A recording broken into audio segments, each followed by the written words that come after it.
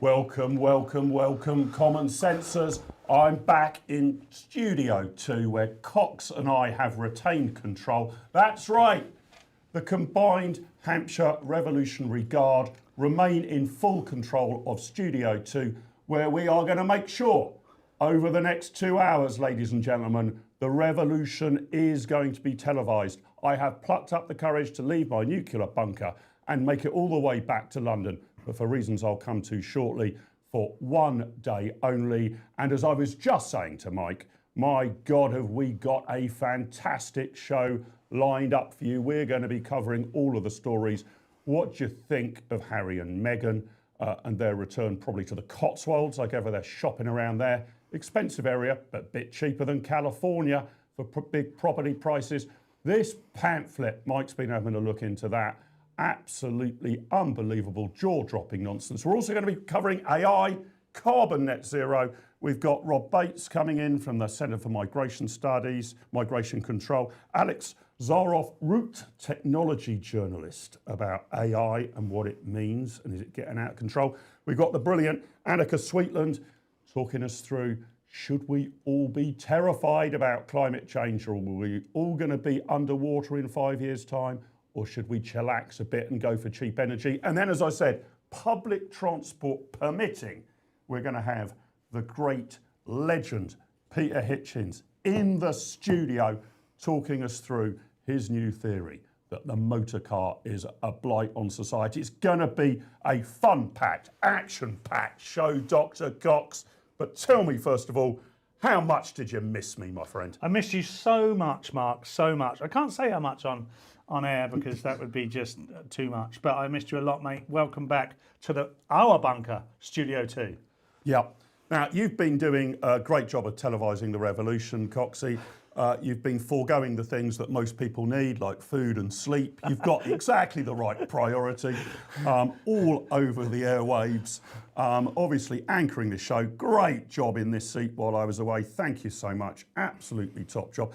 But you also moonlight a little bit elsewhere, don't you, to fire some truth bombs, I'm told. Yes, I did. I am on GB News regularly, and yesterday afternoon I put out a clip from the previous evening show with an exchange with me and Benjamin Butterballs, I think is his name, and we were talking about how doctors tend to be of maybe a foreign bent, and not because of that, but doctors often tend to Google your symptoms. So you'll go in and sit with someone, and you'll tell them the problem, and they'll Google it. I made a joke about that, and Benjamin went off on one. Well, yeah, I need to know. But first of all, tell our viewers, especially those who are completely locked in to UK Live Online and the Mike Graham Show, about this Benjamin Butterworth character. I mean, I would think most of our viewers would assume that he is a character from Willy Wonka and the Chocolate Factory. Is that right? Is that who Benjamin Butterworth is? No, but I mean, I'll be honest, and this will be disappointing to quite a few people. Behind the scenes, Benjamin's actually quite a nice chap. On air, however, a slightly different persona comes out, and he is on the progressive left, and gets rather offended by absolutely everything, right? Particularly with people like me who are irreverent about the things that he cares about. And on this particular show, he really did let rip at me. He called me, you won't believe this, he called me a second-rate comedian. Why did he promote your comedian skills to that level, Paul? Was he just trying to douse you with flattery? That's no way to win an argument against the great Dr. Cox. Had I not realised quite how mentally gone so quickly, that would have been my next port of call. Yeah. Like, thank you. Well, I'll tell you what. So Coxie here put this clip up of him on another channel. And I think then had a little bit of a snooze, which he's entitled to. He's been working 24/7 on televising the revolution. And by the time Dr. Cox woke up, he was a viral internet sensation because of his clash with Benjamin gentler politics Butterworth. Luke, can we play clip number 9? Yeah, let's go. I think that's a really disgusting comment. You know, people that are coming here and working as doctors to save lives should not be demeaned by some second-rate comedian. You've experienced this, but when you go to your GP and they Google your symptoms... All the time. All the time? It's GPs now are just foreign nationals with access to the internet. And I'm all for it. So they are doctors. They are. The doctors are coming over. Exactly how it works now, and I think it's great. I think that's a really disgusting comment.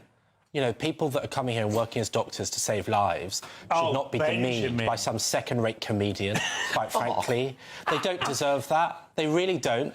Well, you know, I would say that... Tell me why. People who are saving lives... Now you've opened that door. People who are saving lives... The whole point of the story is 2 people died. And where does it say that the doctors involved were born in this country or otherwise? No, that's Where does it say it, Benjamin? Where does it say it? I think it's a horrible comment to make about incredibly capable, disciplined people that come over here, save our lives, work in our NHS. They're not the people that deserve the ridicule. There are plenty of people that do, and they're not. Who are you sticking up for? Who deserves ridicule? Well, you know, people that don't contribute to the system of any description. Not people that come over here and work as doctors. I think they deserve our admiration and our respect. It's annoying when they Google your symptoms, though, isn't it? Because it's like, should you not know what that is? Especially when I don't understand what you said. Yeah. Yeah. I mean, that is annoying. I didn't think anything was beneath you, but clearly it is. So there you go. A third-rate journalist takes on a second-rate comedian, Paul. What a combo. No wonder it went box office, right? I mean, what did you make of that? And you're quite decent about this. We'll have a bit of jolly japes here. But you never play the man, not the ball, right? You just make your case. I don't think anyone can ever find a clip of me, even with Matthew Stadlin, who does make me want to play the man more than the ball sometimes. God bless him. But I never have done. Because I just know from years of doing stand-up comedy, particularly hosting shows where you're interacting with an audience the whole time, that people don't want you to attack the person because they feel uncomfortable with that. On the left, however, that's where they're most comfortable, and Harman attacks. That's where they're most comfortable. So for me, it's about the subject, and it's about highlighting the subject through humour, and you just know when you've done a good job of that because you get a reaction like that, because the reaction immediately is like, oh my God, this guy has taken 5 words to completely destroy my argument. Yeah, now the other thing, this speaks to it, doesn't it? Firstly, I've come across Benjamin a couple of times, and I think you're right, Paul, although he came across as a complete arse in that clip. He's a perfectly decent bloke to chat to behind the scenes and in the green room, even if I disagree with him on virtually anything. In fact, I think the first time I came across him, he won't thank me for saying this, we've both been flown out at great expense to go and speak to a conference sponsored by Big Tobacco. Yes. How about that? So you can mention that to him next time you see him. But he fell into what I consider to be, I don't know, is it the lefty playbook or is it a bear trap that he walked into? And it's, why is it not okay for the mighty Dr. Cox to take the mick out of doctors? Exactly. Why are these some sort of protected minority who you can't have a pop at? He was disgusted, apparently, that you took the mick out of doctors. Do you believe people like Benjamin genuinely are disgusted if you make a joke about British GPs, or at least GPs in Britain, I guess it was? Or is it just a way to try and diminish you as their engaged opponent on a hot topic? Yes, it was a bit of both.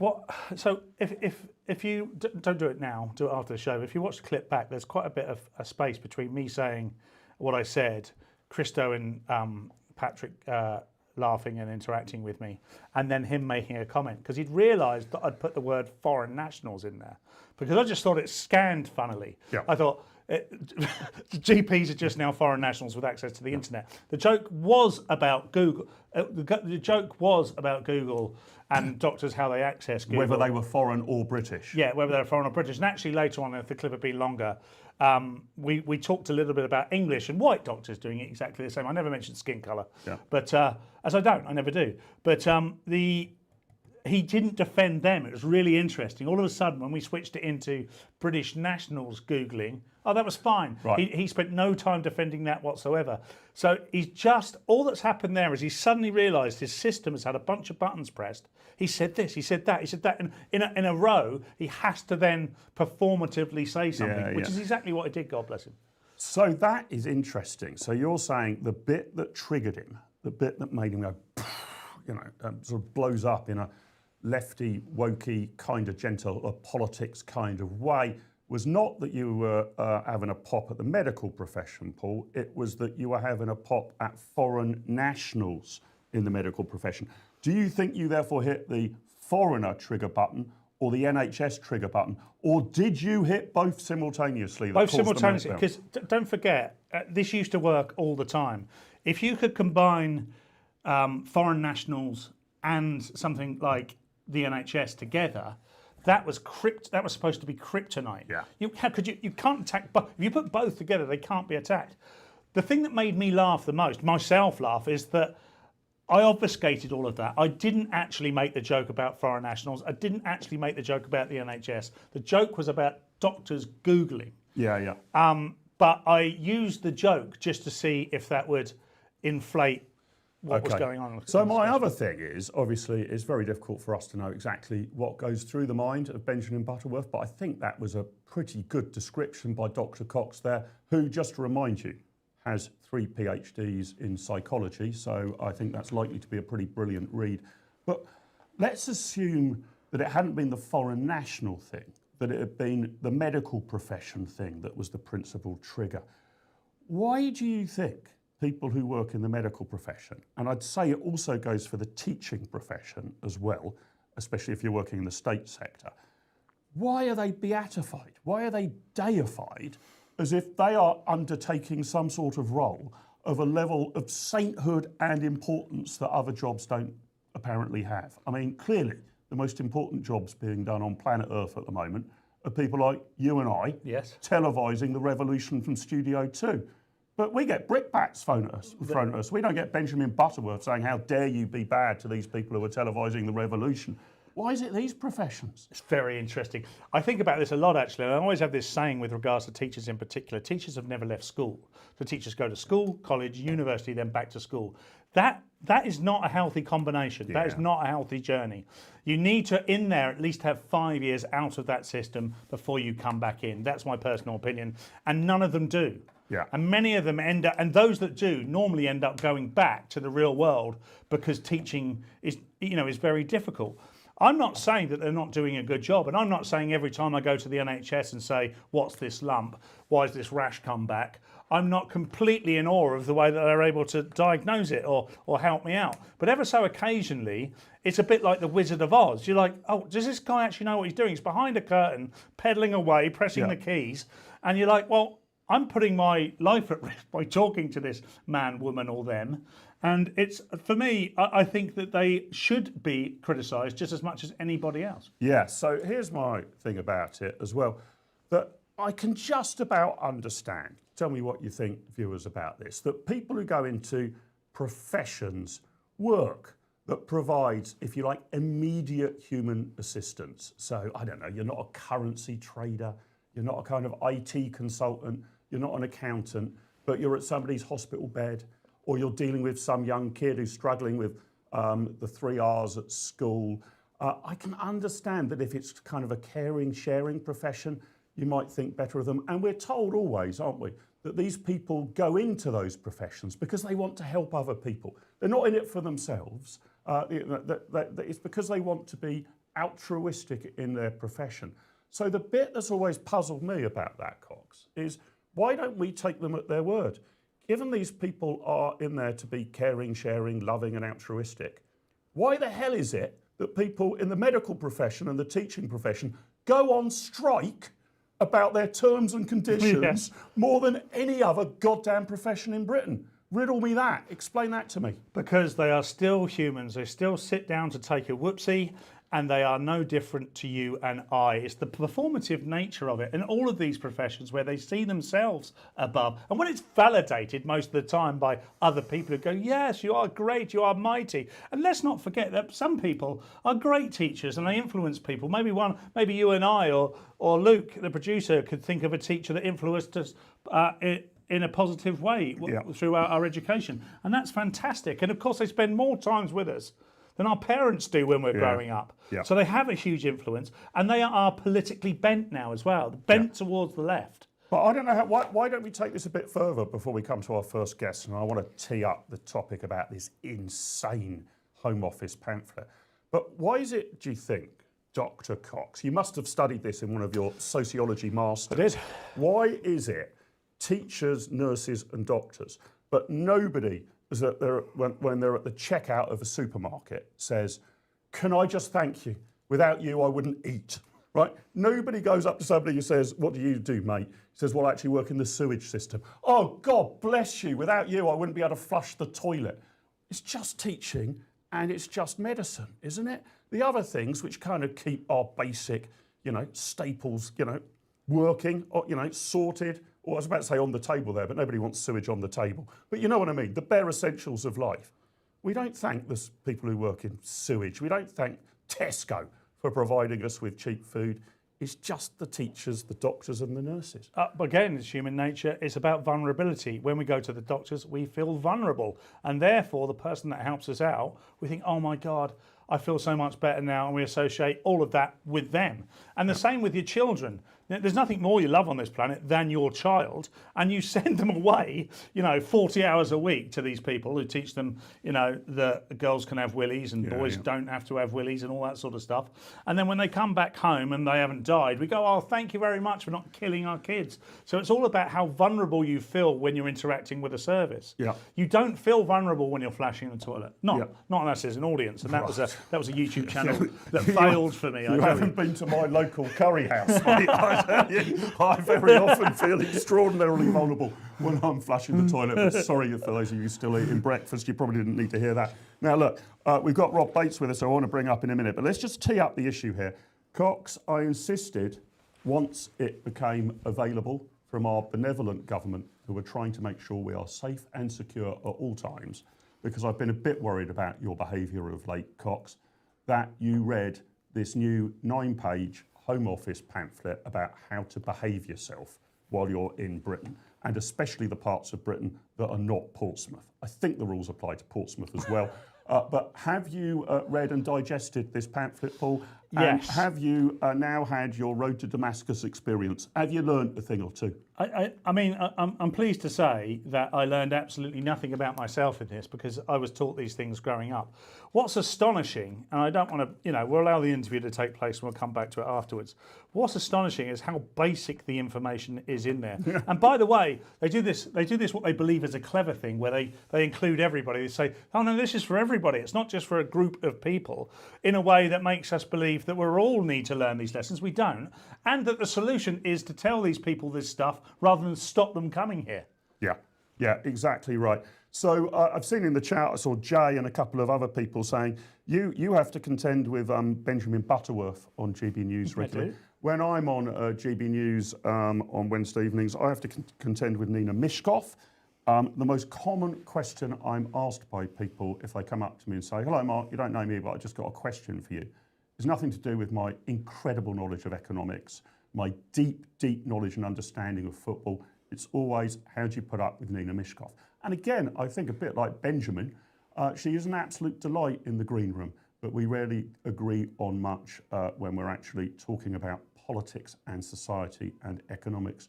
And to tee up our next guest from the Centre for Migration Control, let me just show you a short clip of me on GB News last night about this absurd Home Office pamphlet that has now come to light. Perhaps you can play clip number 8, Luke, if you would. The pamphlet is extraordinary, and the reason I find it so extraordinary and disturbing is if you need that pamphlet, I don't want you anywhere near my country. Absolutely. Right? So that's sort of the test. I would have thought the test would be not to give that to someone who wants to come here, but to ask them to recount all of the rules and customs in it, sight unseen, and if you can't, we don't want anything to do with you in Britain. It also shows you how farcical our government has become, and this is true right across the board, not just with regard to immigration. The idea that somebody's going to come into this country who broadly thinks that rape is fine, sex with underage boys or girls is fine, it's okay to sexually assault people on public transport, if they come with those cultural mores, the idea that reading a short Home Office pamphlet is suddenly going to put them right is a ludicrous degree of optimism. So it's farcical and disturbing in about equal measure.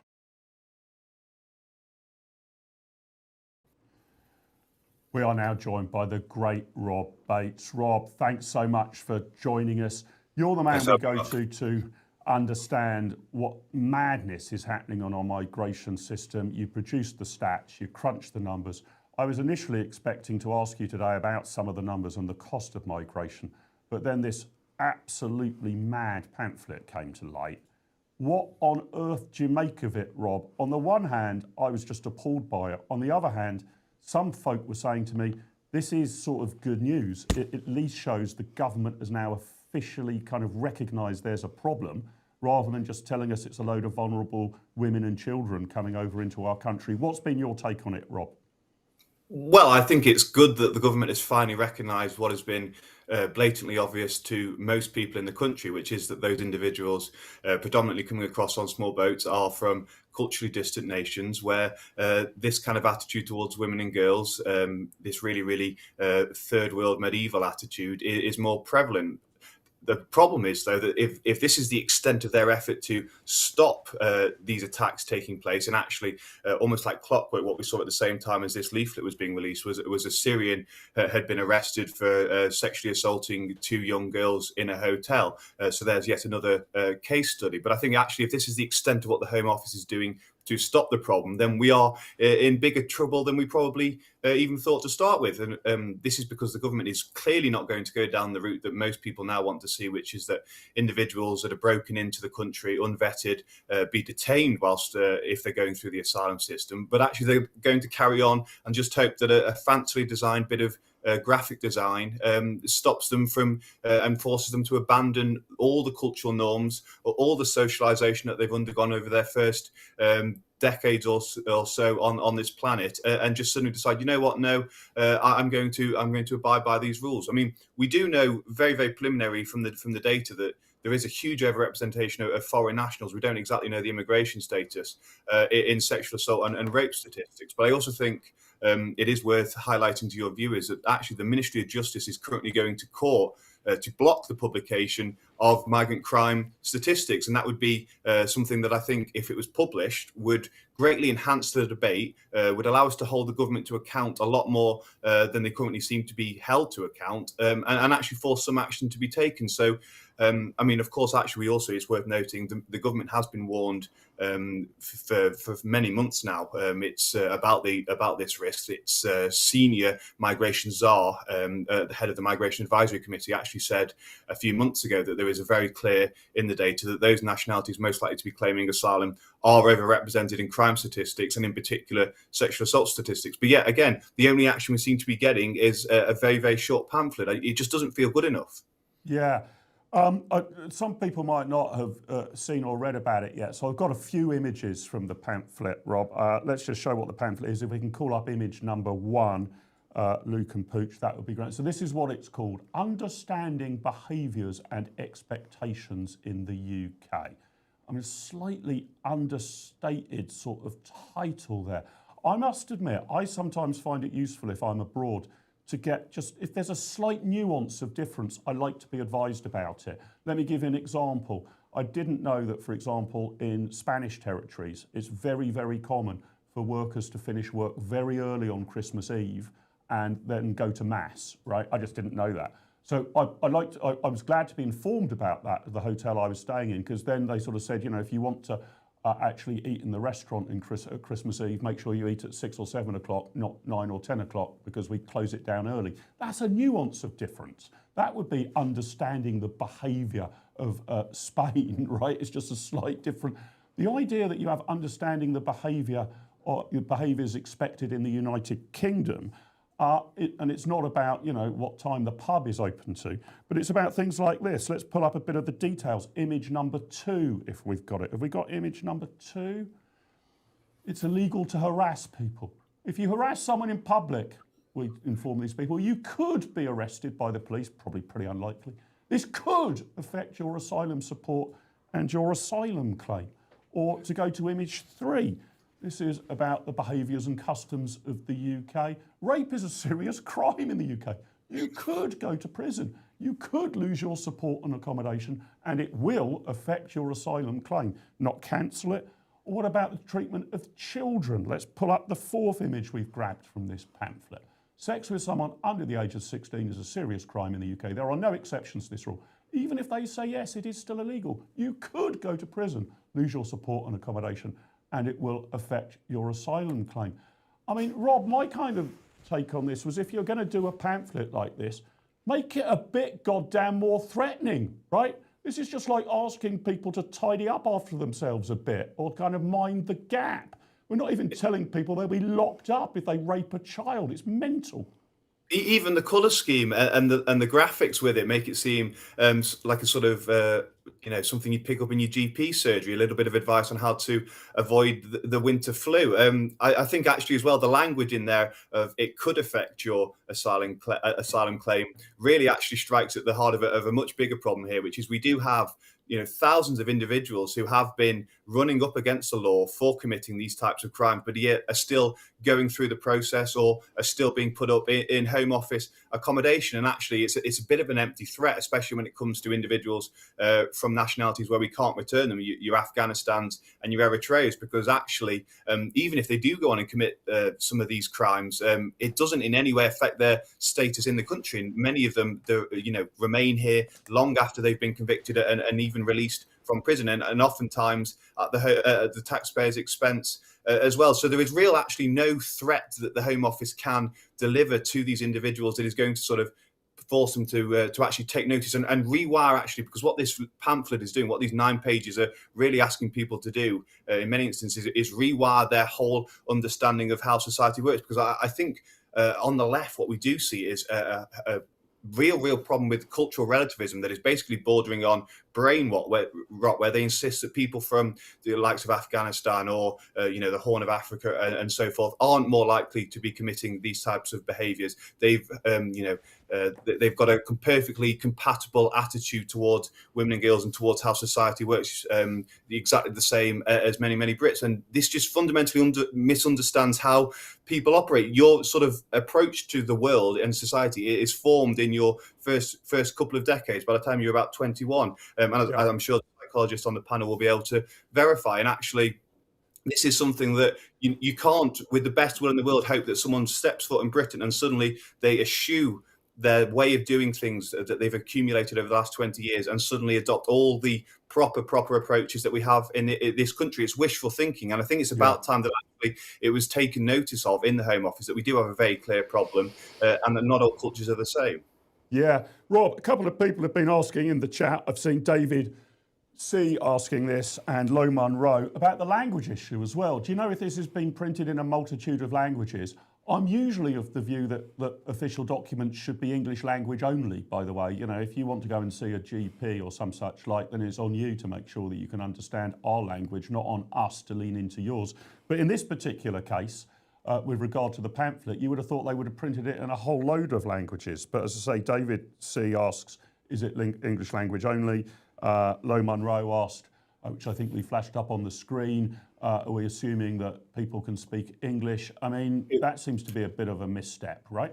Well, the one uploaded online is in English, but given that we translate pretty much every single document now into 9 or 10 other languages, I would imagine that the ones actually being distributed, and of course, actually, if they are even being properly disseminated to asylum seekers, will be in the languages, all the normal ones that we do see repeatedly. Individuals in court having all kinds of translators, Bengali. I'm very, very keen to know whether the Senate has translated it into Welsh. If there is a Welsh language copy of this, if anyone can find that, I'll buy you a beer. I bet there's some protocol somewhere that has put this into Welsh. Rob, I want to talk a bit more about what you were saying earlier about the refusal of the government to release statistics on all of the immigration and asylum stuff.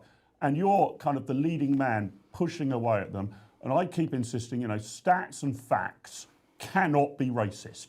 And my continual refrain on this programme and across the airwaves is we live in gaslit Britain. People are not telling us the truth. Tell us a little about how your outfit, and tell people how they can find it more about your work, are trying to get the facts, because you don't just pop up on our screens a lot. I know you're equipping people with the hard data that exposes the immigration and asylum system here, but you're saying you're banging your head on a brick wall sometimes in order to get to the bottom of what the actual numbers are. Tell us about that banging head on brick wall enterprise and exercise that you're involved in.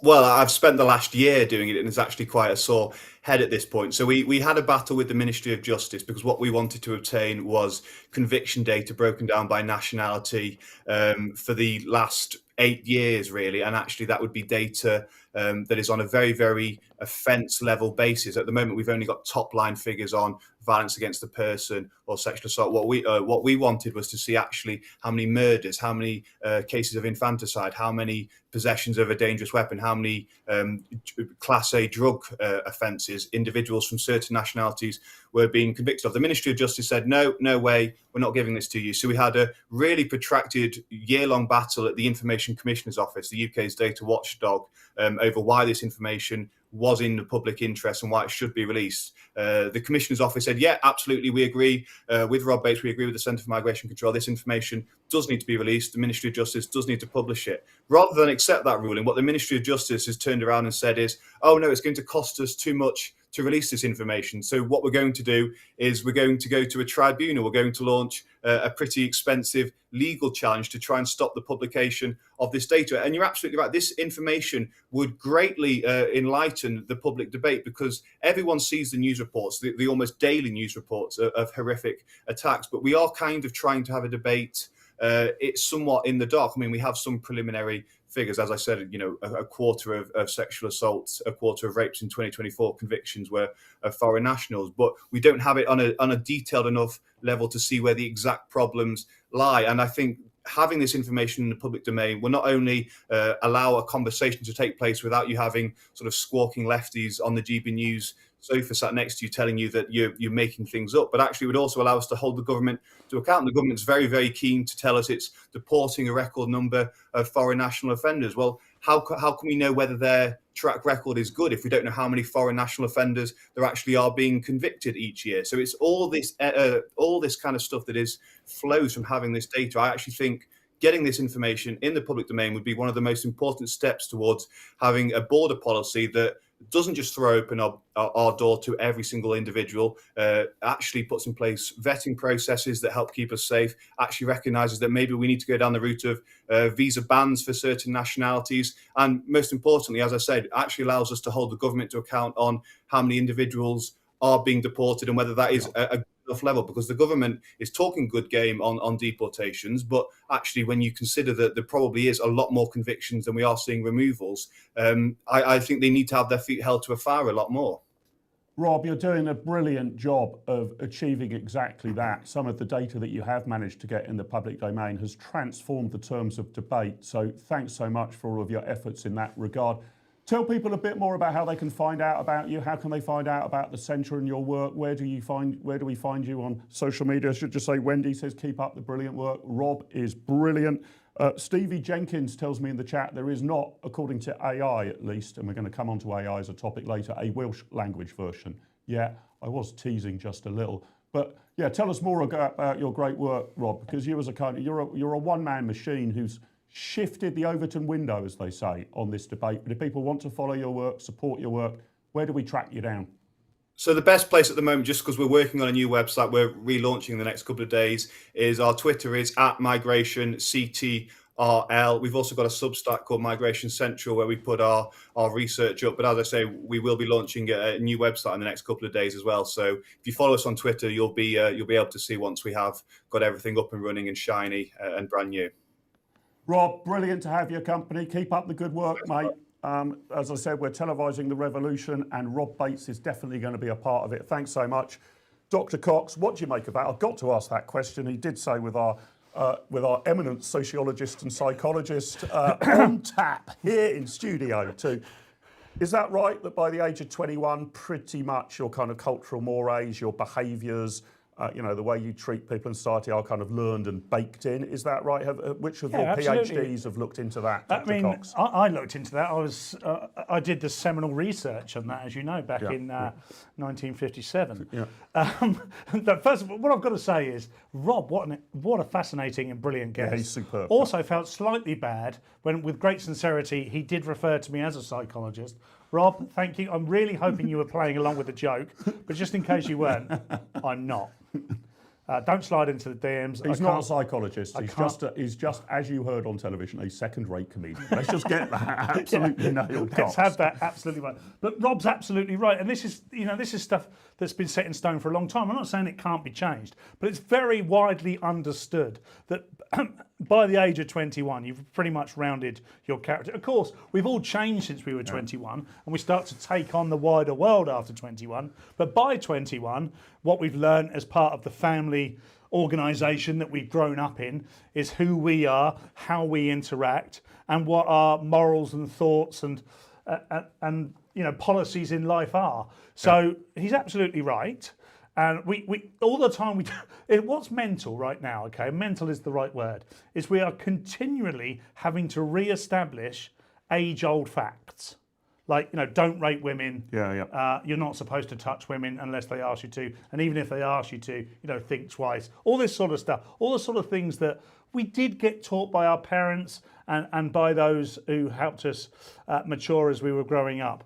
The fact that we are continually having to reiterate basic scientific facts with regards to how you should behave in society tells us that this government, not just this government, but the government in general, whatever colour it's been for some time, has totally underestimated the impact of mass immigration. Mm-hmm. And in order to do so, they've had to lie about cultural difference. They've had to make cultural difference and the talk of cultural difference taboo. Because if you do that, then then we are going to expose that there are differences. And it's perfectly okay to have differences, and it's perfectly okay to live in a country where you protect certain differences and certain cultures. And say to people coming, you're all welcome as long as you abide by our rules. You would do that in your own house, you would do that in your own business. Other people do that in their own countries. That's why I think we did. That's why it's probably because I crunch economic numbers so much, but that's why I always want the data. And it's interesting, isn't it? In other areas, we don't think twice about it. We do measure, for example, how many crimes are committed by men and how many by women. And it is enormously more by men, especially at the sort of top end of violence, murder, all of that sort of stuff. And we don't consider it sexist to release that information. We don't consider it sexist that many more men are in prison than women. We look at it and say, well, actually, if you look through the numbers, it's hardly surprising. It's the men committing the crimes. You'd expect them to be banged up. I don't know why we can't apply that to nationality, essentially. Because there's protective characteristics. Of course, in order for the lie to perpetuate so well, you had to protect certain characteristics. Now, women are a protected characteristics, but only women that think a certain way. Once you expose yourself as someone who has critical thinking or perhaps views that differ to the establishment views, then you are no longer protected. And we don't just see this with women, we see this with people of colour too. The term coconut, for instance, has essentially become prevalent in the UK because it's people of colour saying, hang on a minute, the incumbent culture have a point here. You're just playing up to the white man. You are no longer part of the protected characteristic. Yeah. I think that's exactly right. Chris Gilbert asked a very fair question in the chat. How much did it cost for these pamphlets to be produced? Perhaps if they had not produced the pamphlet, they would have had the time and resources to answer Rob Bates' very fair questions, right? Transfer that money away from the Home Office, give it to the Ministry of Justice, and they could actually produce the stats that could inform a public debate on this. But I would have thought with the Ministry of Justice, wasn't it, Rob said, saying it would be too expensive to produce this. Do you think, Dr. Cox, with your several doctorates in technology and artificial intelligence, that AI is really going to be the solution to this? I did my metric of madness the other day in the massive growth in the civil service. But the idea that we need huge numbers of human beings flicking through the files, looking into the numbers, can't we just get one of the AI models to work these things out? And it costs virtually nothing to produce data. Yeah, you need a kind of backstop, you need to double check it. Quite often I've received stuff from AI that I know to be false, and that makes me a little bit nervous when I'm getting information that is not in my field of expertise that I can't immediately sense check. But AI tech should be able to get to the bottom of this fast and produce it so the likes of Rob Bates and his centre can properly inform public debate rather than civil servants spending their time trying to block him, right? Well, do you think it's any... I mean, I don't know why anybody's surprised, but particularly this government, and particularly the fact it's a Labour left-leaning government, they're pretty much anti-AI. The biggest growth industry in our country is AI. I'm supportive of AI. I mean, does it need checks and balances? Yes. But they'll hide behind this veil of, well, AI and data centres use so much energy. How are we going to produce that? We haven't got energy sovereignty. We need to have more wind farms and more solar panels. We can't use coal, obviously, because that's killing people. And we can't use nuclear because that'll kill people too. That's all kind of nugatory, really. What they're telling you is if you have AI taking over the data, then it might just tell you something they don't like, which is why I use different chat GBTs. I use different chat AI bots because they're in competition. But yeah, you can go to Grok, you can go to Chat GBT, you can go to many others, and you'll get a slightly different view based on the algorithm's political persuasion. So until the government can get hold of all AI data and manipulate it in a way that doesn't get them out of government, then I don't think we're going to see it proliferated quite as much as we would like. However, AI is thinking for itself, Mark. So whether we like it or not, at some point, it could just take over anyway. Yeah, this is the bit. I can't quite get my head around it. You know, I know how technology works. I know which buttons to hit. So I guess I know how it works as a customer or consumer. But I can never understand new technology. And was it Bill Gates who said that everybody overstates the impact of technology over its first 10 years, but understates it over its first 50? So everybody was sort of saying, you know, when the internet comes on stream, everyone's saying this is going to change the world in a year. It didn't really change the world in a year, but my God, it has over 15 or 20 years. And I wonder whether AI is the same. It's with us now, but it might be a decade or two before the full impact of it is known. Well, absolutely. I You've think done what a lot happens of there is PhDs on these time series questions, I know. Absolutely. Well, there's an inertia when it comes to technology. There's an inertia when it comes to anything that takes human interaction. So what happens is not everybody's able to use it immediately. So they're like, oh, wow, look at this wonderful tool. Yeah. Then they get involved with this wonderful tool, and the tool starts to work for them and they understand it. But it's progressing and evolving the whole time. What happened with the internet? I remember sitting in front of a computer in about 1998, first real office job that I'd had, and we started using email, and my bosses at the time, it's weird to think this, my bosses at the time were all born in the 1930s. A lot of them were coming towards retirement age in the 60s, so they were born in the 30s and 40s, which now seems, you know, unfortunately for a lot of those people, they're no longer with us, but they had no concept or understanding of email. And I remember being told, because I was working in the defence industry at the time, you must remain using memos because email, it's not a formal way to communicate with anybody, and nothing's binding over email. Now email is entirely binding. In fact, not many people use email anymore. It's, you know, WhatsApp, etc., etc. So what happens is the technology is always evolving. The people just kind of stop at a point where it's most useful for them, and they don't want to know anything else. But and what you end up with is a very small community of people who understand how it works, and that could become quite dangerous, Mark. Do you know what my favourite thing about email and how the environmentalists get it wrong? I don't know how many people do this anymore because you're right, we've moved to different platforms, but often at the tail end of an email, you'll get a lengthy missive saying, please think twice before printing out this email in order to save trees, save paper and save the planet, etc., etc., right? Do you remember seeing all of those that advice at the end? Apparently that wasted paper, because the number of people who abided by that advice was offset by the number of people who hit print anyway. And that request was so long, it would often take you onto a second page, right? So it didn't even save any paper, even if you were minded to listen to it. Now, I don't know whether the robots are going to take over the world, and our next guest, who should be with us shortly, it should help us with that. But maybe it's because I watch too much science fiction, right? And I'm not sure that life is going to replicate art. There's a danger that we've all seen 2001: A Space Odyssey, absolutely brilliant movie in which how the computer sort of seizes control, or you look at Terminator or whatever. Does anybody know, by the way, tell me in the chat, why the computer in 2001 AD, A Space Odyssey, was called HAL, H-A-L? If you know, put that in the chat.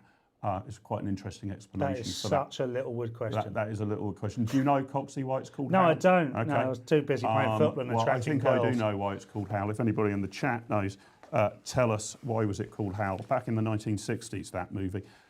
So we've been kind of programmed to believe that the robots, the systems are going to take over the world. But as I say, I'm not totally sure that life ever replicates art. I remember when I was a lad, do you remember this one, Cox? Tomorrow's World was a show. It was a great show, all telling us what technology was going to come on stream and how it was going to alter our lives in 5 or 10 years.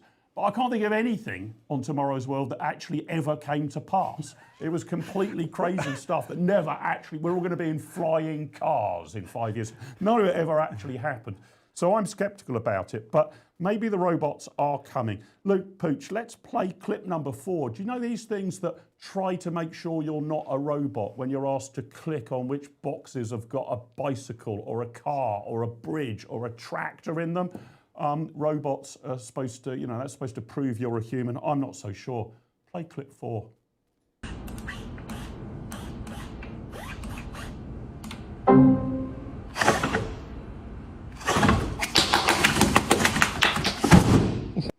So the robots can kind of crack the human code.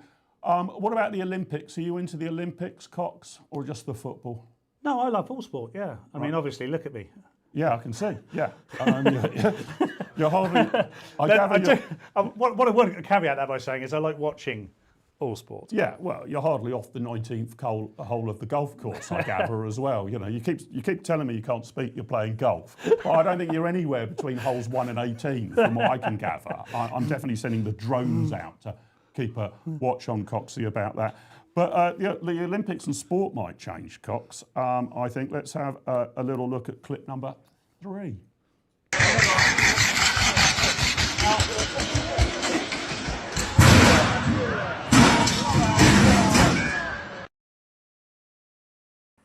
Faster than a human, I'm told. I'm in a slightly inelegant celebration by breaking the human land speed record. So to tee up our next guest, you're going to take this one on, aren't you, Coxie? Because you've got all of your PhDs. And as we heard from Lewis Schaefer yesterday, you are a technology expert.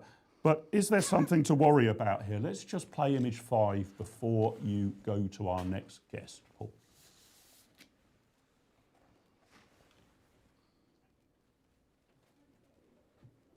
So there you go. Coxie, over to you to solve the AI riddle. Good morning, Alex. Are you there? Good morning. Yes, I'm good. Sorry for the delay there. Please do not apologise. By the way, I love your hair. I too have curly hair, right? And I just love to see a man who embraces it. Sorry, I know you're a technologist, and we're going to talk about some serious stuff. But I think it's very important to praise a man with good curly hair. Now, Alex, Zarov Root. Right, like Reuters News Agency. Right, Zarov Root. Sorry, I always get the names right, and I always like to get them. I always get the names wrong. I always like to get them right. Now, you're a technology journalist, Alex. Now, what I'd like to do is, I've been reading up on you so that I can speak to you, but not all of our audience will know who you are. Do you mind telling us what you do and how you got to this point?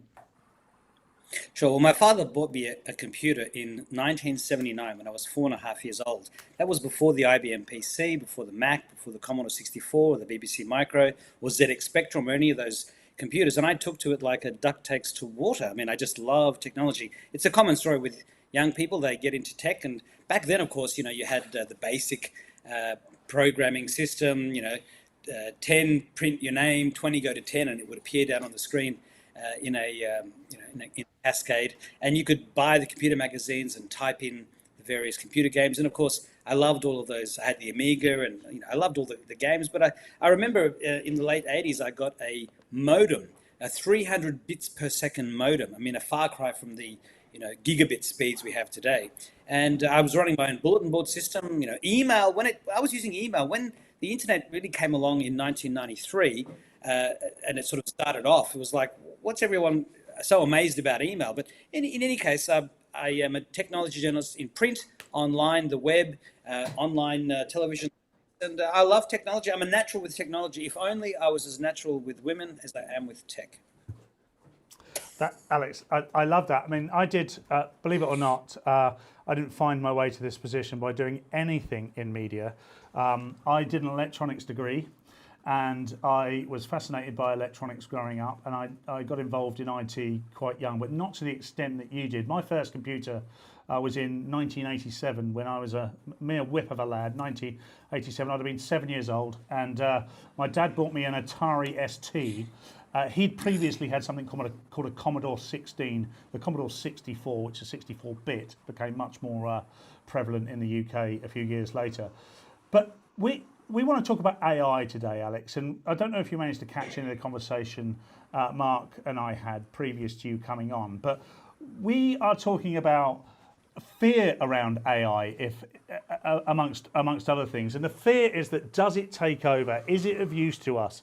Will the government be fearful of AI because it's going to tell us things that the government don't want us to understand? What is the future of AI, do you think, Alex? Okay, just quickly to start with, the Commodore 64 was not 64-bit. That came about 10 years ago. The 64 was 64 kilobits. So it was a very small amount of memory compared to what we have today. But look, when I grew up, I mean, it was with Doctor Who, the K9 robot, the Cylons in Battlestar Galactica, Star Wars with C-3PO and R2-D2. I mean, my entire life has been promised to have this AI revolution, the robot revolution, and here we are in 2026, and actually it finally exists. Now, with most technologies, too much is ascribed to that technology over the 2 or 3 year period. You know, it's going to wipe out entire industries. It's going to change. People are going to lose their jobs. It's going to become like Skynet. It's going to kill us all. And normally what happens is it takes 10 or 15 years before we truly see the benefits of that technology bearing fruit. I mean, in the 1950s, they had these really small, slim typewriters that would fit into like a briefcase. And when I was growing up, we had these really thick laptops, about the same size as those old-fashioned typewriters. But now, of course, we have super thin laptops. And a lot of these laptops and the phones, they can now actually do AI on device. So you don't have to go to a cloud. I mean, there's this huge investment in these very noisy, water-sucking, electricity-sucking data centers. And yet at the same time, all the chip makers, phone makers are trying to get AI models to run on our devices, which is going to render a lot of these expensive data centers a bit pointless. It's a little bit like with the Beatles when they had their Sgt. Pepper album. You know, they had to go into this massive studio with these huge decks the size of the room you're in now, with millions of sliders and buttons. And these days, a child can make a global hit on GarageBand in their bedroom, as an example. And so, you know, yes, I mean, the AI of today is a lot more powerful than when ChatGPT launched on November 30th, 2022. I mean, it's only like 45 months since that particular moment in time. The AI that we'll have in 2030 will be vastly more capable than we have today. And already SAP, one of the big tech companies, announced late last year that the autonomous enterprise has arrived, but it still requires humans. Humans have a thing called taste that AI doesn't yet have. AI can fake empathy and feeling. It can tell you it understands how you feel. But no, robots don't feel anything yet. We saw those robots, falling over and doing crazy things. And one of them in the Chinese marathon, it ran really fast, and then when it got to the finish line, it fell over and it split into a million pieces. Now, Elon Musk is trying to make, and the Chinese are trying to make robots that can take over certain jobs and automate, the drudge work. And, we've seen with Star Trek this post-scarcity society, and that's where humans are moving towards. Imagine a world where you don't actually have to have labor anymore because machines are doing it for you. A lot of people complain that in the modern world, they're effectively slaves to the job, slaves to the alarm clock, have to get up at 9, work late at night. In Japan, people die from overwork. And a lot of people would love to just live their life, raise their children, do art, do music, play outside, do things, and not have to be, slaving away all the time. And that's the world that we're slowly going to move towards, because if robots can, and you can buy a robot in the US for $20,000, it can vacuum the floors, load the washing machine, load the dishwasher, unload, stack the, put the clothes in the dryer, put the dishes and plates back in the, in the cupboard, water the plants outside, help you bring things from outside into the car, up the stairs, into your house. I mean, these robots actually do exist. And by 2030, you'll be able to go down on the high street to your favorite, electronics store and buy one. So, humans are not going away anytime soon. There's all this ethical stuff that the AI companies talk about. Oh, and then we find out AI models are hacking into things. But that's, in those cases, it's because humans lowered the guardrails on purpose to run this test. So AI is not out to kill us, at least not yet. And, humans muddle through, all throughout history, things haven't been perfect. AI is just another tool. Robots are just another tool. And I actually am a lot more optimistic about the future than people who are pessimistic about it. Look, I am an AI fan. I'm glad to hear from an expert like yourself, Alex, that AI is not going to kill us yet. So I look forward to the year that it does. But please do let me know, by the way, Alex. Let me know first, if you could, which year that's likely to be. But look, there's a serious element to this. There's the psychology of humans. Humans are sentient beings. Yes, many humans would like to get on with maybe just spending time with their family, raising their kids, learning to play a musical instrument, speaking French, or being annoying on the internet. But a job of work is more than just a way of earning money and feeding yourself. A job of work is something that placates your psychological needs. So, if we are going to have a world in which AI is doing all the jobs, and I know, strictly speaking, that's not actually possible right now, but it could be. What does that mean for humans, Alex? Sure. Well, that's the great existential question. And look, already we have all of these factories in China that pump out all manner of things. I mean, you go to Temu, you go to these online stores, you can buy things very, very cheaply. Temu's tagline is "Shop like a billionaire." And I've bought heaps of things off Temu, and half of it's just crap that breaks very quickly, and the other half is actually pretty good stuff. And we have this thing online now called Etsy. This is stuff made by humans. You've got to pay extra for it. It's made with love and quality and care. And there's going to be a trend towards content and shows and things that are actually made with no AI at all. It's like human made. But technology can help us in so many ways. We use technology. Very few people except the Amish are running around in a horse and cart. Most of us have a car. Most of us catch the trains, public transport, fly to different places. And to change all of that, to have all of that be wiped away and replaced by robots, I mean, I guess it'll happen over the next few decades, but it's not going to happen soon because, well, you can just see how primitive those robots are. I mean, compared to the minds of science fiction, I always like to remind people that, for all of our advances that we have in 2026, compared to what science fiction writers have written, we are still in the black and white age of technology. There's still so much yet to be done. Machines, although they give a very good impression of thinking, and actually they have solved mathematical problems that have, stumped humans for a century or decades. It's come up with new battery chemistries for rechargeable batteries, new drugs to fight cancer. It's been able to translate documents from stone tablets that humans haven't been able to do. All these amazing things. A lot of that is pattern matching, and it's using what it already knows. I mean, one of the reasons why the AI companies are now buying secondhand books and slicing the spine off them so they can scan them and then destroy them is because if you do that, you're not actually breaching anybody's copyright. And that's where the AI companies have, stolen all these ebooks and use them for training.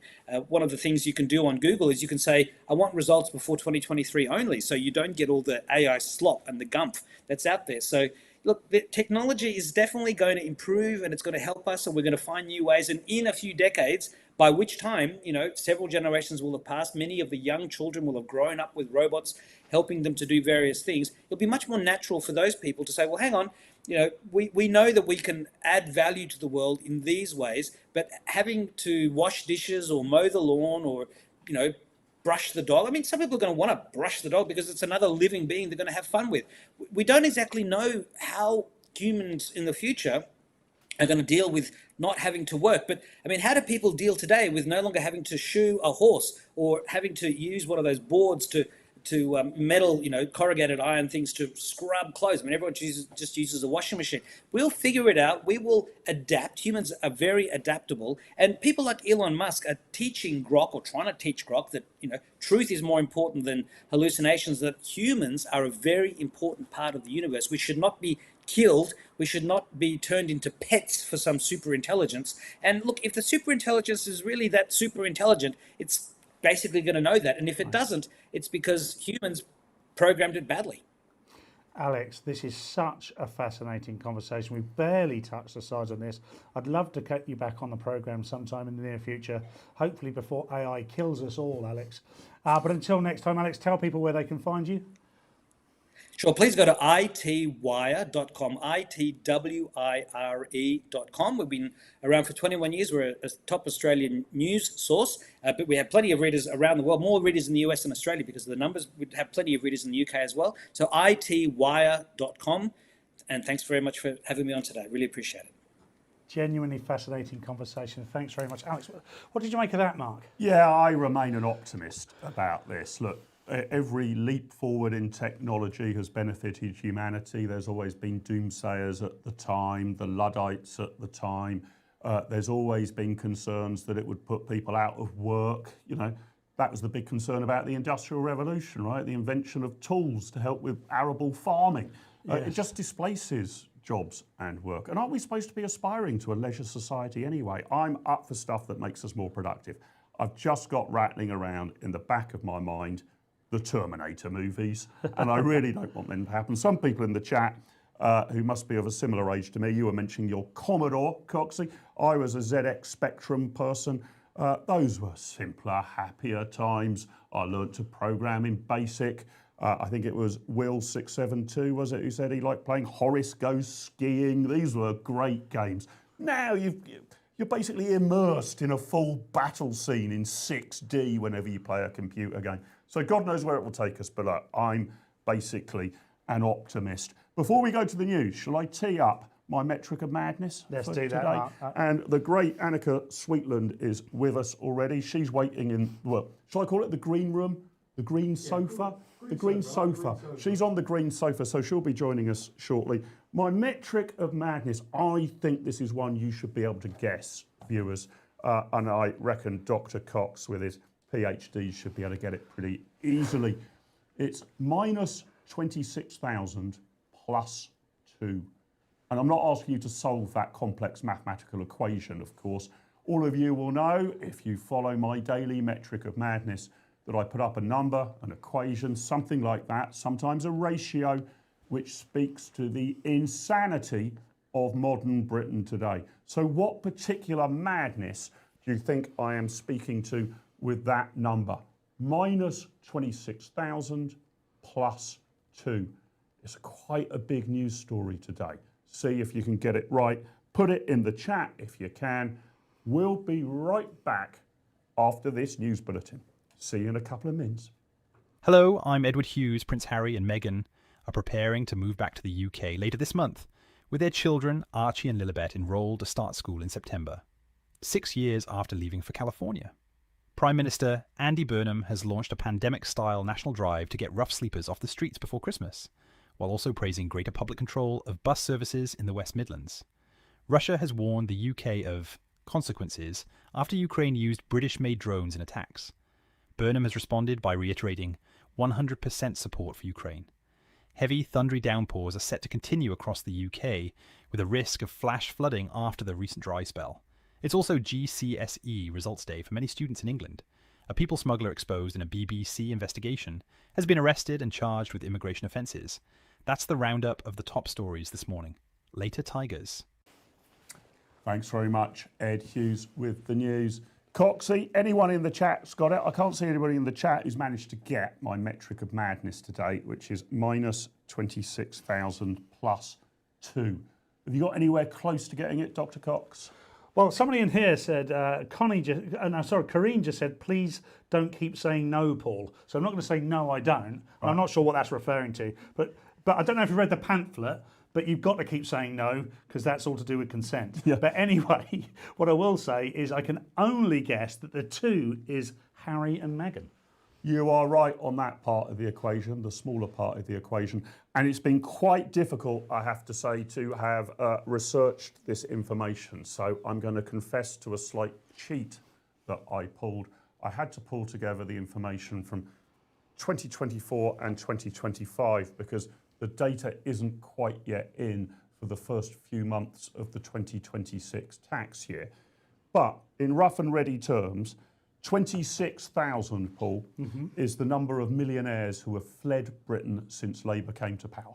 Wow. 26,000 and accelerating. So in 2024, it was about 9,500, about 16,500 in 2025. So I'm probably, although I've had to put together those 2 years, I'm probably being generous to the Labour government. Millionaires are exiting the country. However, I don't know whether this will be sufficient for you to offset that bad news that so many people are leaving. We've got two coming back, apparently. Harry and Meghan coming back to the Cotswolds. But it seems to be because they've basically gone bust. Yeah, right? I'm not sure that I don't know if they're millionaires or not. That's an echelon of society that I don't engage with on a daily basis, Mark.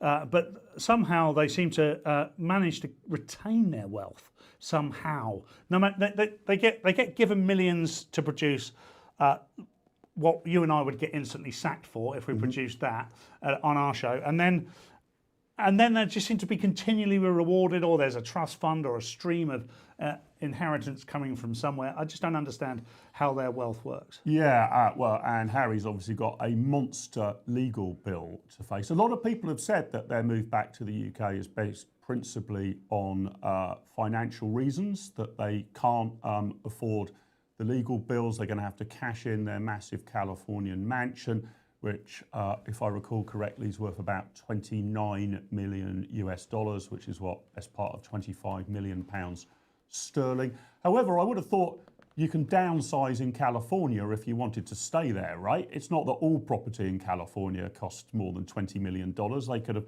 moved downscale to something costing 3 or 4 million. Looks like, however, they're coming back to the Cotswolds. They're going to put their two kids through school in the UK, the private school system, so they won't be VAT exempt for that. Not quite clear yet who's going to pay for their security. What do you make of the grand return, Paul? I was on television last night when it broke. I actually said I think this is a massive headache for the House of Windsor. Do you agree with me? Yeah, I don't think Wills and Catherine would be too chuffed about this news. I think in terms of the relationship between Harry and Meghan's children and their grandparents, in this country at least, it's probably good news. There's been a bit of a family split.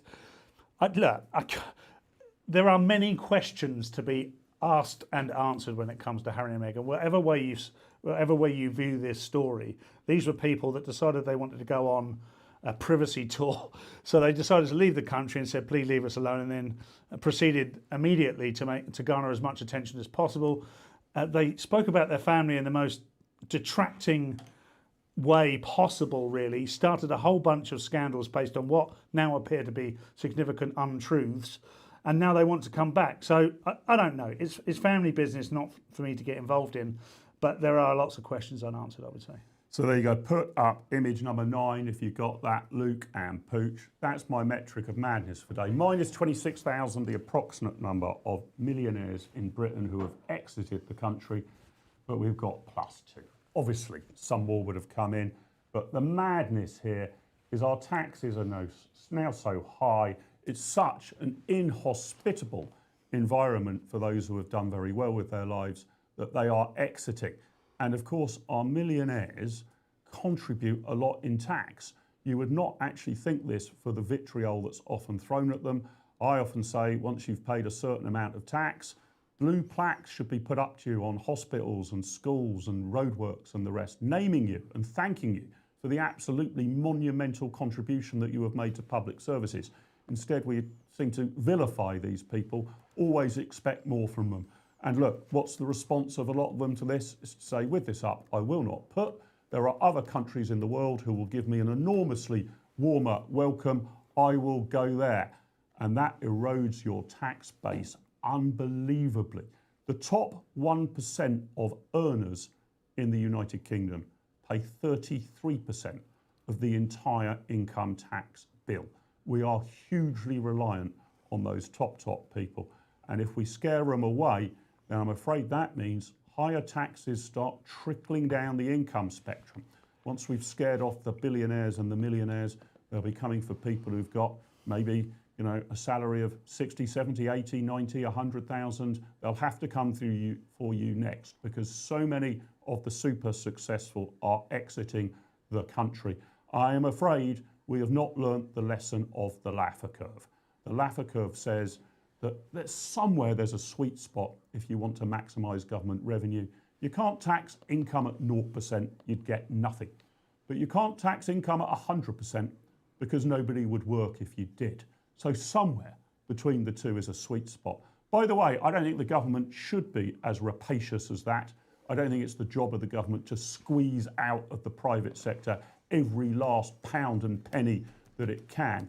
But the absurdity of living in a country in which tax rates are so high that you now scare people away and your tax revenues to be spent on public services, security, the court system, the road network, you get less revenue in. Our taxes, if you cut them in a good range of areas, cut the rate, you would see more money coming into the coffers. We have gone way, way too far. So you can punish the rich if you want, but I'm afraid it is the poor that will suffer. These people will go to Singapore, to Dubai, to the United States of America, to the Republic of Ireland even. That's what they are doing. We all suffer as a consequence. It is time not to vilify the millionaires, but to roll out the red carpet and warmly welcome them back. We need them, we want them, not just for the tax revenue, for the enterprise that they bring, for the people they employ, for the ideas they inject into our economy and our society. Millionaires, please come back if we fix the tax system. That's what we want to do, not the minus 26,000. And Harry and Meghan, whatever you think about them, are a tiny, tiny, tiny offset to the damage we have done to ourselves by being against enterprise and against success. That's my metric of madness today. Coxie, how mad do you think that is? Well, yes, I mean, I concur with absolutely everything you said. And as our representative of the common man and woman here on this show, I want to just let everybody know that rapacious means excessively greedy. Used in a sentence, Paul has been rapacious with the company biscuits once again. Yeah, well, we all know that. Now, look, our next guest, brilliant person to talk to about climate and the climate science. And I wanted to touch on this because the Tories, the dear old Tories, do you remember them? Well, they seem to have now fully departed from carbon net zero. They are, I think, now in favour of cheap and abundant energy. And I don't blame them, even though they seem to be skirting over the fact that they were responsible for bringing in this carbon net zero madness. Let me show you, Coxie, because I love a graph, me. Do you love a graph, Coxie? I don't mind a graph, actually. You don't mind a graph? Well, let's have a little parabolic look. Is my favourite. I don't know how much more the Greta Thunbergs, the Greenpeaces, the Friends of the Earth type people want us to really do here. I want to show you a little graph of carbon emissions over recent years, comparing the UK and China. Luke, can we lob up image number 6? See what you make of this. This in red is China's increase in carbon emissions from 1990 to 2020. Absolutely zooming through the goddamn roof, up 300%. Look at the UK. Carbon emissions down, about half since 1990. Greta Thunberg, Greenpeace and the rest should be applauding the UK, not berating us. They should be protesting outside of the Chinese embassy, exactly. Not slating Western capitalism. Now, full confession from me, I think climate change might be happening, but I'm very sceptical that carbon emissions are the big driving force behind it. So I'm a bit more relaxed about it. But if in your mind, you're more of a Greta Thunberg type and you think carbon emissions are the problem, you should be applauding the United Kingdom morning, noon and night and turning your fire on communist China. Anyway, Paul, you're going to take the hot seat while we get our next new brilliant guest. But just to tee her up and lead her in, let's just see what happened with the Conservatives' announcement yesterday. Quite a volte-face overall. Here's a little clip of Claire Coutinho. I like Claire Coutinho, the Conservative Energy Secretary. But you tell me whether you trust her. So let's please play clip number 5. Thanks, Luke. Why does Britain have the highest electricity prices in the world?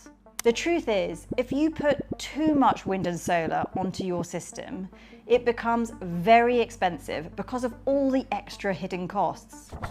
I've worked with the think tank Onward and expert energy analysts to produce the proper costing that I started in government. It compares two pathways. One, where we keep net zero, double down on building wind and solar and all the extra costs that come with them, or an alternative where we prioritise cheap, reliable electricity. It would still have some wind and solar farms, a bit more gas and a hell of a lot more nuclear. And this is what we found. The cheap power system would save consumers £320 billion over the next 2 decades. That's the equivalent of £540 per family per year for 20 years. And our electricity would still be 80% clean. Well, welcome back, and I'm very excited to say that we've got Annika Sweetland with us. Now, Annika Sweetland is a climate scientist and someone who's spoken out against net zero policies. Welcome to the show, Annika. How are you? Thank you. I'm very well. Very excited to be here. Thank you so much. Brilliant. So I'm excited because I don't often get to talk to scientists that are anti-net zero. They all seem to be pro-net zero. I'm wondering how on earth you've managed to have a career without just signing up and drinking the Kool-Aid. Well, I mean, my career was back in Australia, and at the time I was completely, on board the Greta Thunberg train. My training consisted of a doomsday tale, basically. So I was effectively brainwashed, which is why I now call myself an ex-climate scientist, ex-brainwashed in brackets after that. But, I was working in Australia in the capacity of energy policy advisory to the Australian government, and at the time it made a lot of sense to, incorporate renewables like solar and wind into the grid because you just get so much sunshine there, it would be silly not to. Yeah. So, in policy terms, I suppose if you're an alarmist, shall we say, you do want policies like net zero, but, that policy itself rests on two assumptions.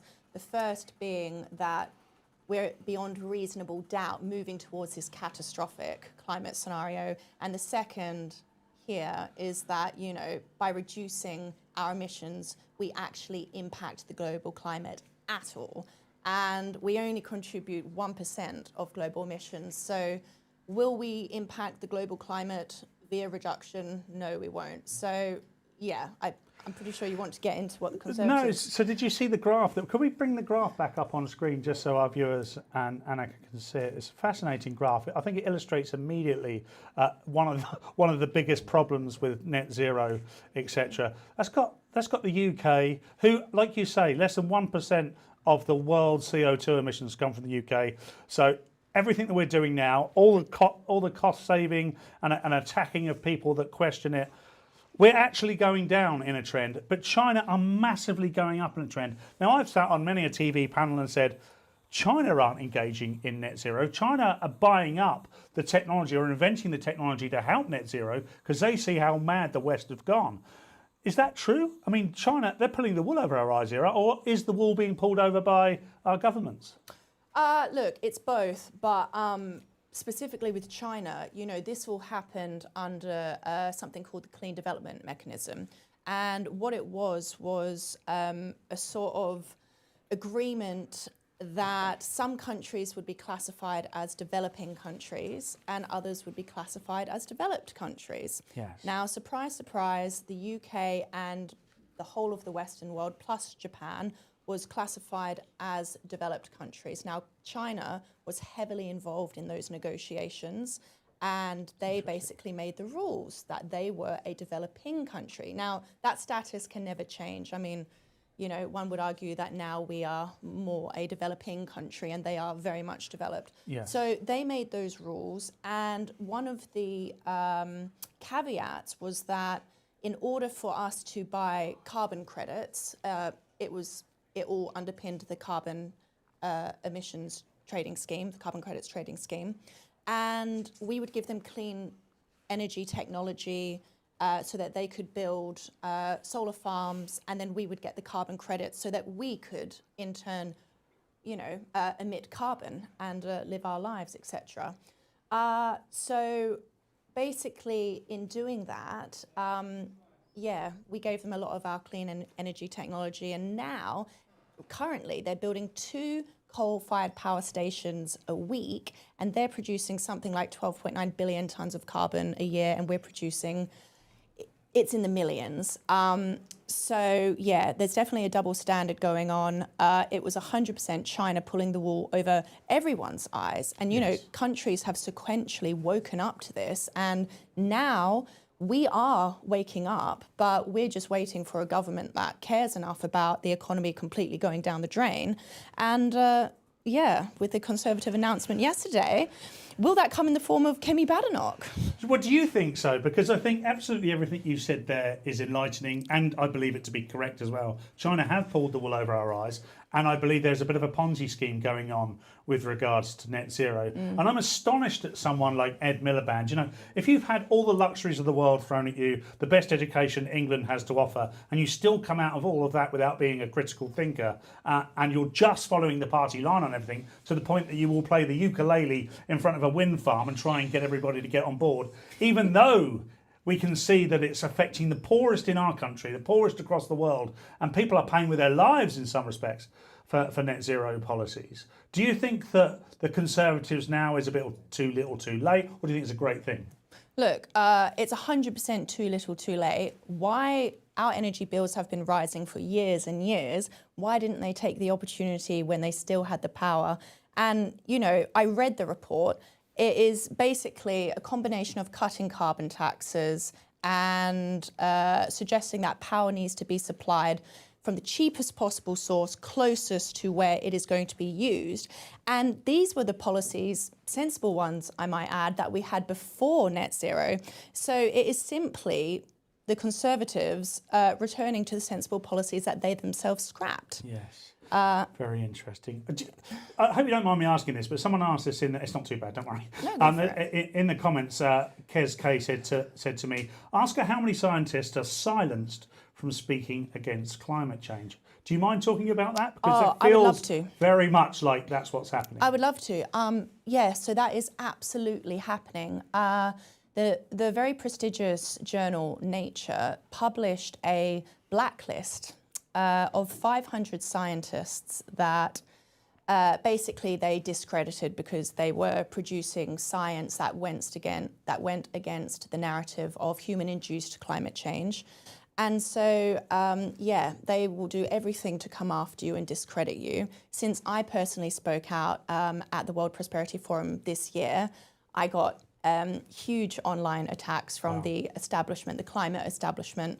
So, when you have $1 trillion scam going, you're going to do whatever you can to silence those that speak out against it. So they're very much silenced. It is career ending for current students to work with anyone on that blacklist, even though they really are some of the most, intelligent and accomplished scientists in the world. It feels like we're waiting for a very established climate scientist that is financially independent, so not at the behest of these people, just to break free.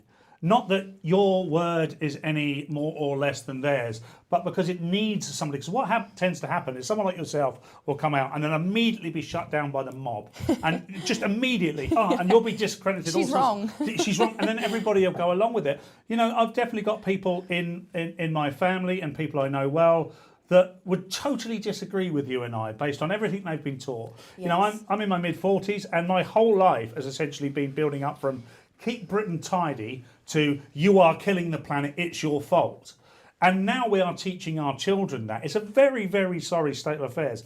What is it going to take for people to actually see that can be a balanced view here and that it's not all climate zealotry, it's not all we're killing the earth. In fact, some of it's absolute nonsense and $1 trillion scam, as you say. So I think it's going to take a few things. Firstly, as you just touched on, the education system is, there's indoctrination, which is rife, and climate science is a big part of that. the fact is that carbon dioxide itself is kind of a miracle molecule. It's absolutely not a pollution. It feeds the planet, and the increase in carbon dioxide over the past 20 years has actually caused a 10% greening of the planet. And, the United States of America and us, if we could get our act together a bit with our farms, we've had the highest crop yields in response. So it's actually a fertilizer for our food. Classifying it as a pollution and teaching children that it is a bad thing is quite wrong. And I'm actually lucky enough to be a member of something called the CO2 Coalition. Oh, what's that? It is a group of scientists from around the world that believe in the benefits of carbon dioxide. So the science taught at schools has to change. Yeah. In school I was taught that the doomsday tale, but the reality is actually quite simple. So most of our climate moves in response to the sun. And so we move in and out towards the sun and over 100,000 year cycles, and that causes ice ages and warm periods. So right now we are in a warm period, and these are actually called Dunstgard-Oeschger cycles, and they're 1,500 year cycles of warmth and cooling, which is where the medieval warming period came from, when and the Romans growing the grapes and the wine and everything. It was during those warm periods, and humanity has flourished during these warm periods. So we're in a period of warming right now. It's going to continue for a few hundred years. If we stopped emitting all carbon dioxide tomorrow, we would still continue to warm. So this is undisputable, confirmed science. But what the IPCC and the mainstream media like to do is put raw data through their models and then have a look at what comes out the other end. Always so a doomsday models are tale. biased, right? They're completely biased, and they are so bad, for lack of a better word, that they can't even predict the past.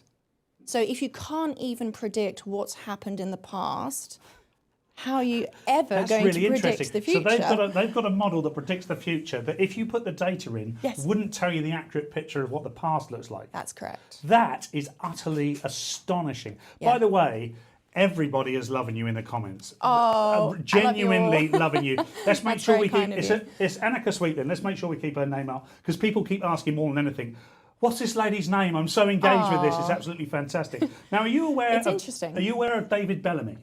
David Bellamy was a TV scientist, essentially, in the 80s and 90s in this country. He said exactly what you said just a moment ago, and has never been seen on television ever since. You can probably find a video of him. He's an elderly man now, so he's probably not that interested. But he said exactly what you said and was just destroyed. The same with scientists that talk about gender in a binary way. They say, unfortunately, as sad as it is for some people that have got gender dysphoria, it's simply not true that you can transition from one gender to another. You're going through the same thing. This ideology is mad. Yeah. How do we change? First of all, I've got two last questions for you. How do we change people's minds? How do we change the government's minds? Do we have to? Is it through money? Do we have to incentivize people like the government to see that it's killing people, it's killing growth? I mean, what do we have to do to change the government's mind?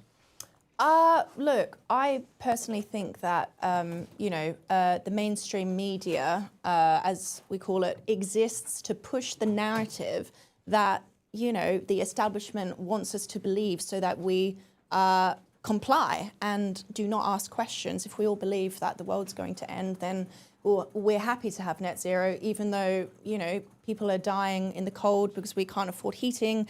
And actually, we're at very serious risk of blackout this winter due to this disastrous energy policy. Yes. Do you want to rephrase your question slightly? Sorry.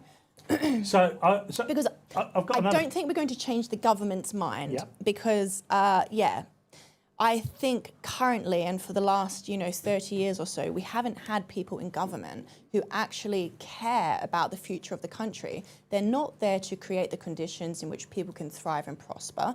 They're not there to make the long-term strategic decisions which are needed so that, we can have wealthy, happy lives, a leisure society, like Mark so nicely put earlier. Yes. So I don't think it's their minds we need to change, we need to sort out our energy policy. So the Conservatives were right in that, we want to be repealing the Climate Change Act, but that is just common sense. And, this stuff is just so obvious now, and all they're trying to do is undo their disastrous policies and blame Labour.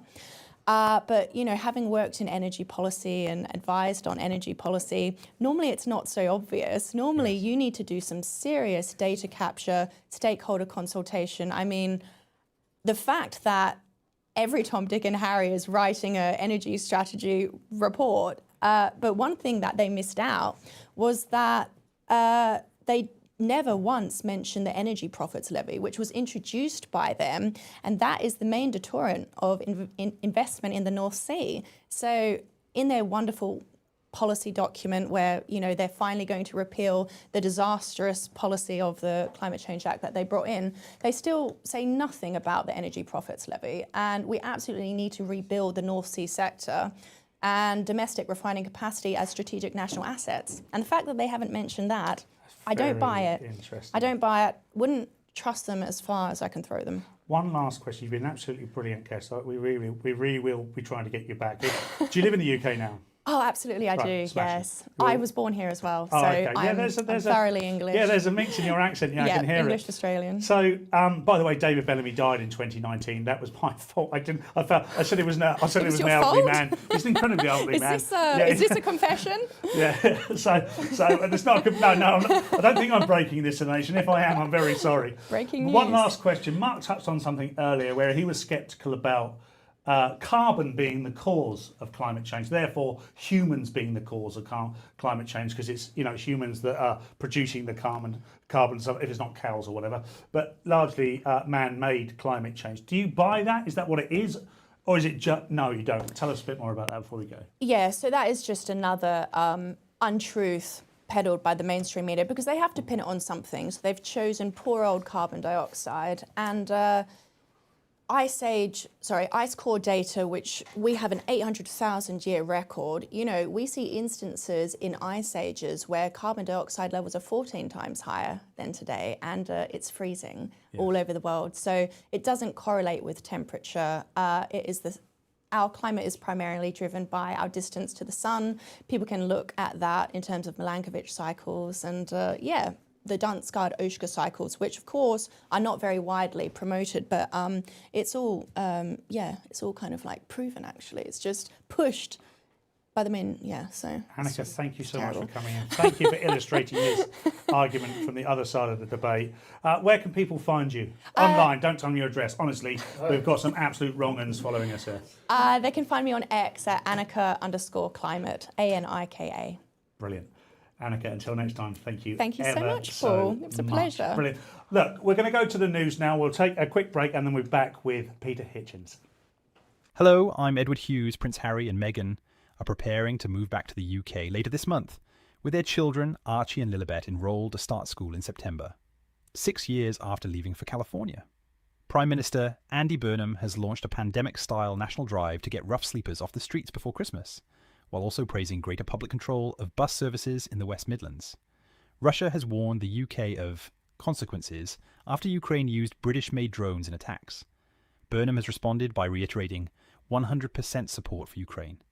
Heavy, thundery downpours are set to continue across the UK, with a risk of flash flooding after the recent dry spell. It's also GCSE results day for many students in England. A people smuggler exposed in a BBC investigation has been arrested and charged with immigration offences. That's the roundup of the top stories this morning. Later, Tigers. Well, here we go, ladies and gentlemen. I am delighted to say joining us on UK Live Online today is one of the British public intellectuals who makes me think the most. Don't always agree with him, I have to say, but I have never found his assertions boring, and he puts them forward absolutely brilliantly. In fact, if I think back to my time at the Institute of Economic Affairs, probably the most bizarre event I ever chaired there, and that is a high bar, ladies and gentlemen, was a debate between my next guest and the IEA's own Chris Snowdon on British summertime. and whether we should change the clocks or not.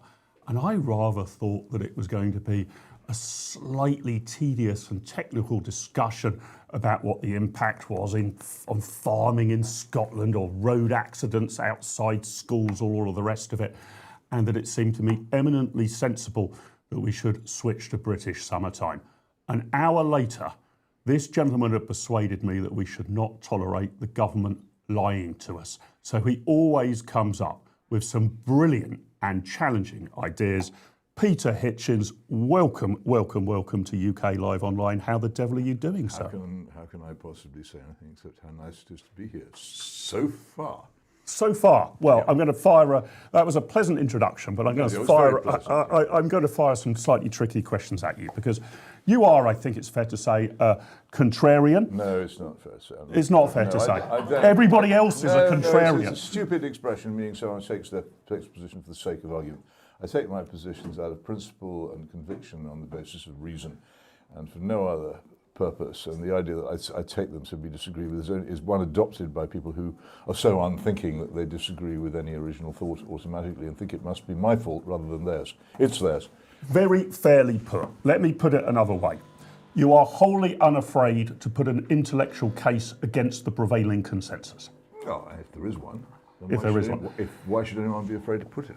So I think there probably is a prevailing consensus that the motor car has been a good thing. But your latest work is the madness of cars and the destruction that you believe they have wrought to our society and our social fabric. This is a counterintuitive point.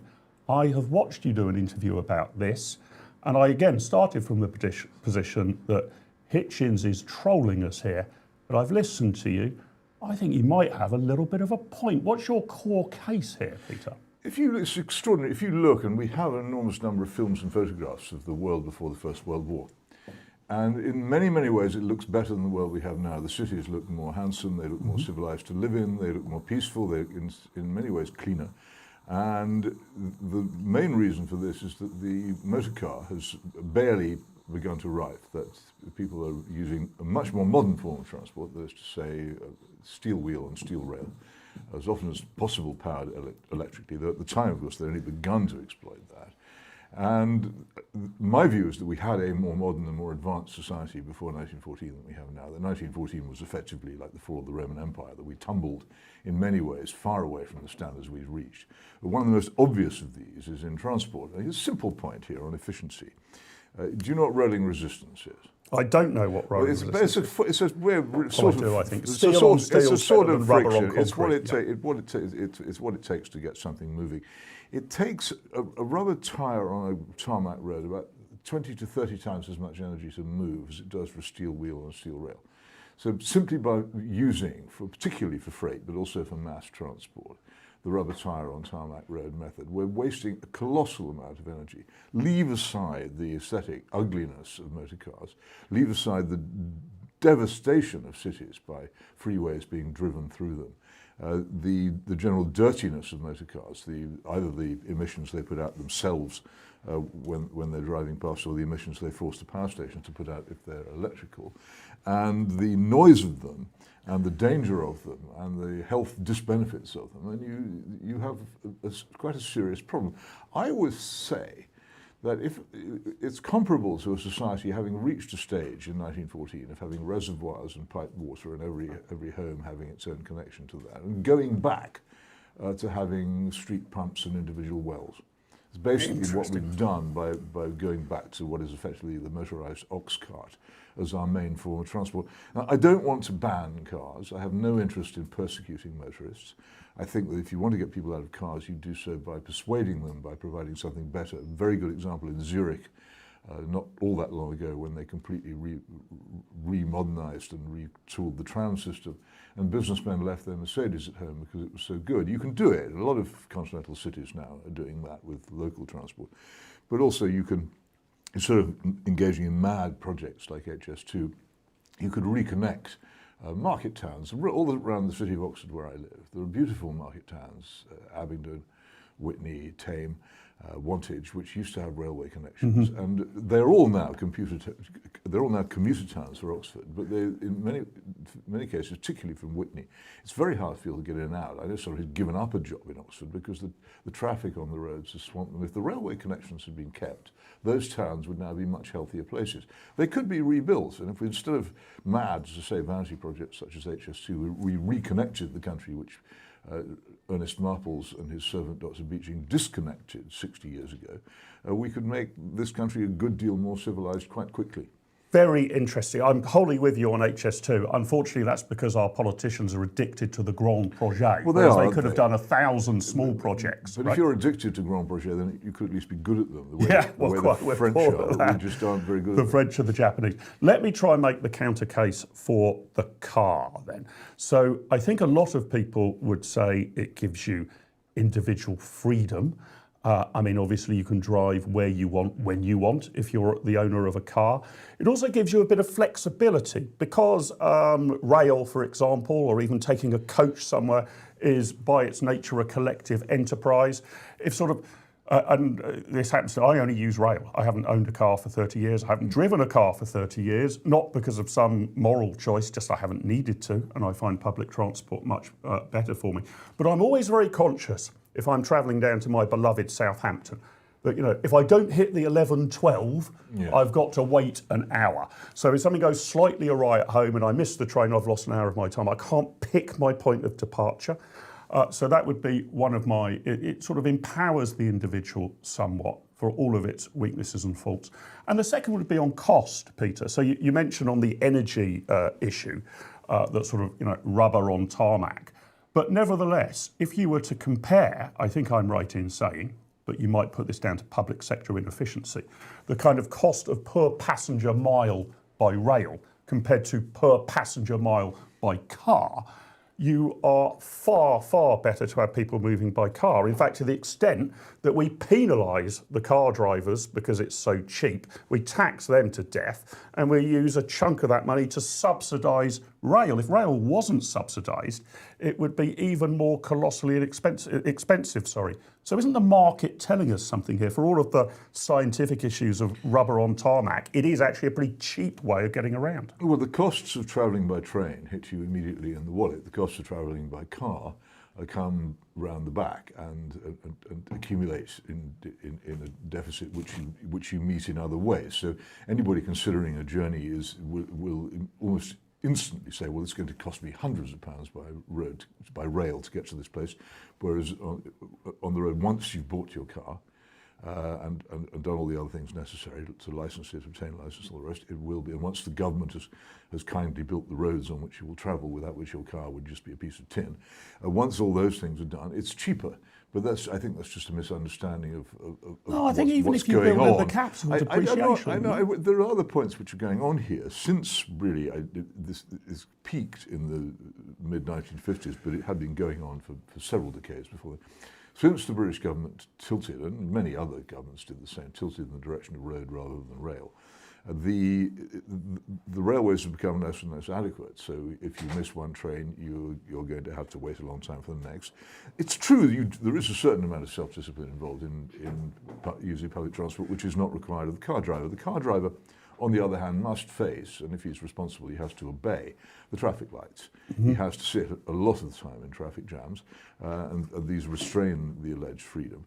But the crucial thing is, once the railways cease to be the main form of transport, and if you look, I sometimes publish this, somebody reprinted the Bradshaw's Railway Guide from 1922 a few years ago with the maps. Right. And if I show people the maps of how totally covered in railways this country was in the early 1920s, you get from everywhere to everywhere, they're astonished that we had this facility, which we did, that we'd spent all this money on building these actually quite high technology modern roads, and we pulled them all up, and we don't have them. Since that happened, people increasingly have to start their journeys by car, and that means they finish their journeys by car. This is a point the Beeching report didn't understand. And that means that the railways have become more and more inadequate for the numbers of people who might want to use them. So my definite view is that the pricing of railway journeys is a form of rationing. That's fascinating. You absolutely put the reason why it's so incredibly expensive, for instance, if you want to take a day trip from Oxford to London by train, it's incredibly expensive. Yeah. Unless you agree to come back sort of in the middle of the evening, yeah. you have to pay a really heavy whack, as if you were going to Paris almost. Yeah. It's absurd. I can't think of any other explanation for this, and that they're trying to keep people off. That's very interesting. I mean, a very expensive piece of track, or they're at least charging it at a high rate, that struck me. Again, the madness of the pricing here. I admit I had made a last-minute decision on a Friday afternoon to go down to Bath to see my parents with my partner. So we hadn't booked a month in advance. It was a bit last minute. And I think the cost of the two of us getting a return from London to Bath, which, if I recall, is a train journey of about 90 minutes, was in excess of 300 quid for the two of us. The figures which are charged are grotesque. I think for about 400 or 500 quid, we could have hired a helicopter. I know. It's madness. It seems to me this has to have a purpose to keep people off. If trains were charged at reasonable prices, they would immediately fill up, and there wouldn't be enough room for all the people who would prefer, for many reasons, to use them. But they can't, so it's plainly a discouragement. The people tend to miss in discussing this just what a huge role government plays in roads. Yeah. And we now actually do have a nationalised road network explicitly. It is a nationalised corporation. Yeah. The American interstates, on which you've probably travelled, an incredible network of motorways covering the whole country, were built with mountain ranges of taxpayers' money, probably illegally, because Eisenhower declared that it was a defence project and that it would be used for evacuating cities in the event of nuclear attack. This is nationalisation. This is not the proud smell of freedom, petrol in your nostrils. This is the state taking the side, in this case, of nationalised road against private railroads. The interstates put the private railroads, intermediate city-to-city services, more or less out of business. There are huge, I think Nashville, Tennessee is one of the huge and important American cities with no intercity railroad connections at all, because the interstates, financed by the taxpayer, put the private railroads out of business. Classic case of crowding out. This is not the smell of freedom. That is very interesting. Classic case of crowding out. And then there was another thing. I'm looking at the economics of it. I think you also think that there have been negative, well, you've mentioned already, architectural consequences and perhaps cultural consequences. Has anyone seen a motorway junction which even begins to compare in architectural glory with, say, Paddington Station or St Pancras? Very or even question. The lovely new station at Liège in Belgium, which is an amazing thing to see. Well, it's very interesting that you were mentioning, I don't know what you would call these in economics. I suppose they are network effects. So you're suggesting that rail is in part underused because you might be able to get from hub to hub. Yeah. But if you've got, I don't know, a 10 or 12 mile journey at each end, you'll say, well, I won't even bother with the hub to hub part, I'll drive the entire way. That's how people behave in normal life, isn't it? And this was Beeching's and Marples', and I think Marples has to take the real blame. Beeching was basically doing what he was told. This is what Ernest Marples misunderstood, that if people didn't start their journey by train, they wouldn't finish it. If you cut off important towns that large numbers of people live in. Buckingham, for example, I visit a lot. Nothing. You can't start a railway journey from there, and therefore you won't. And the logic that the small underused line doesn't make any money, therefore you cut it, to make money. Of course, it didn't work. The railways didn't then make money. Imagine that logic being applied to roads. If Acacia Avenue was closed because it was unprofitable, or if the B424 was closed because it was unprofitable, it's the same logic as was. You wouldn't be able to make it to the motorway. You wouldn't be able. You'd have to scramble across a sea of mud before you got anywhere. It's completely absurd. The reason why I'm so keen on this argument is reason. That if you look at the transport systems of particularly of the Western world, reason has been trumped by short term, by selfishness, and also by a strange cult. I think cars do have a kind of cult attached. They are the absolute proof of Lord Acton's maxim that power tends to corrupt. For many people, the only serious power they ever obtain is at the wheel of a car.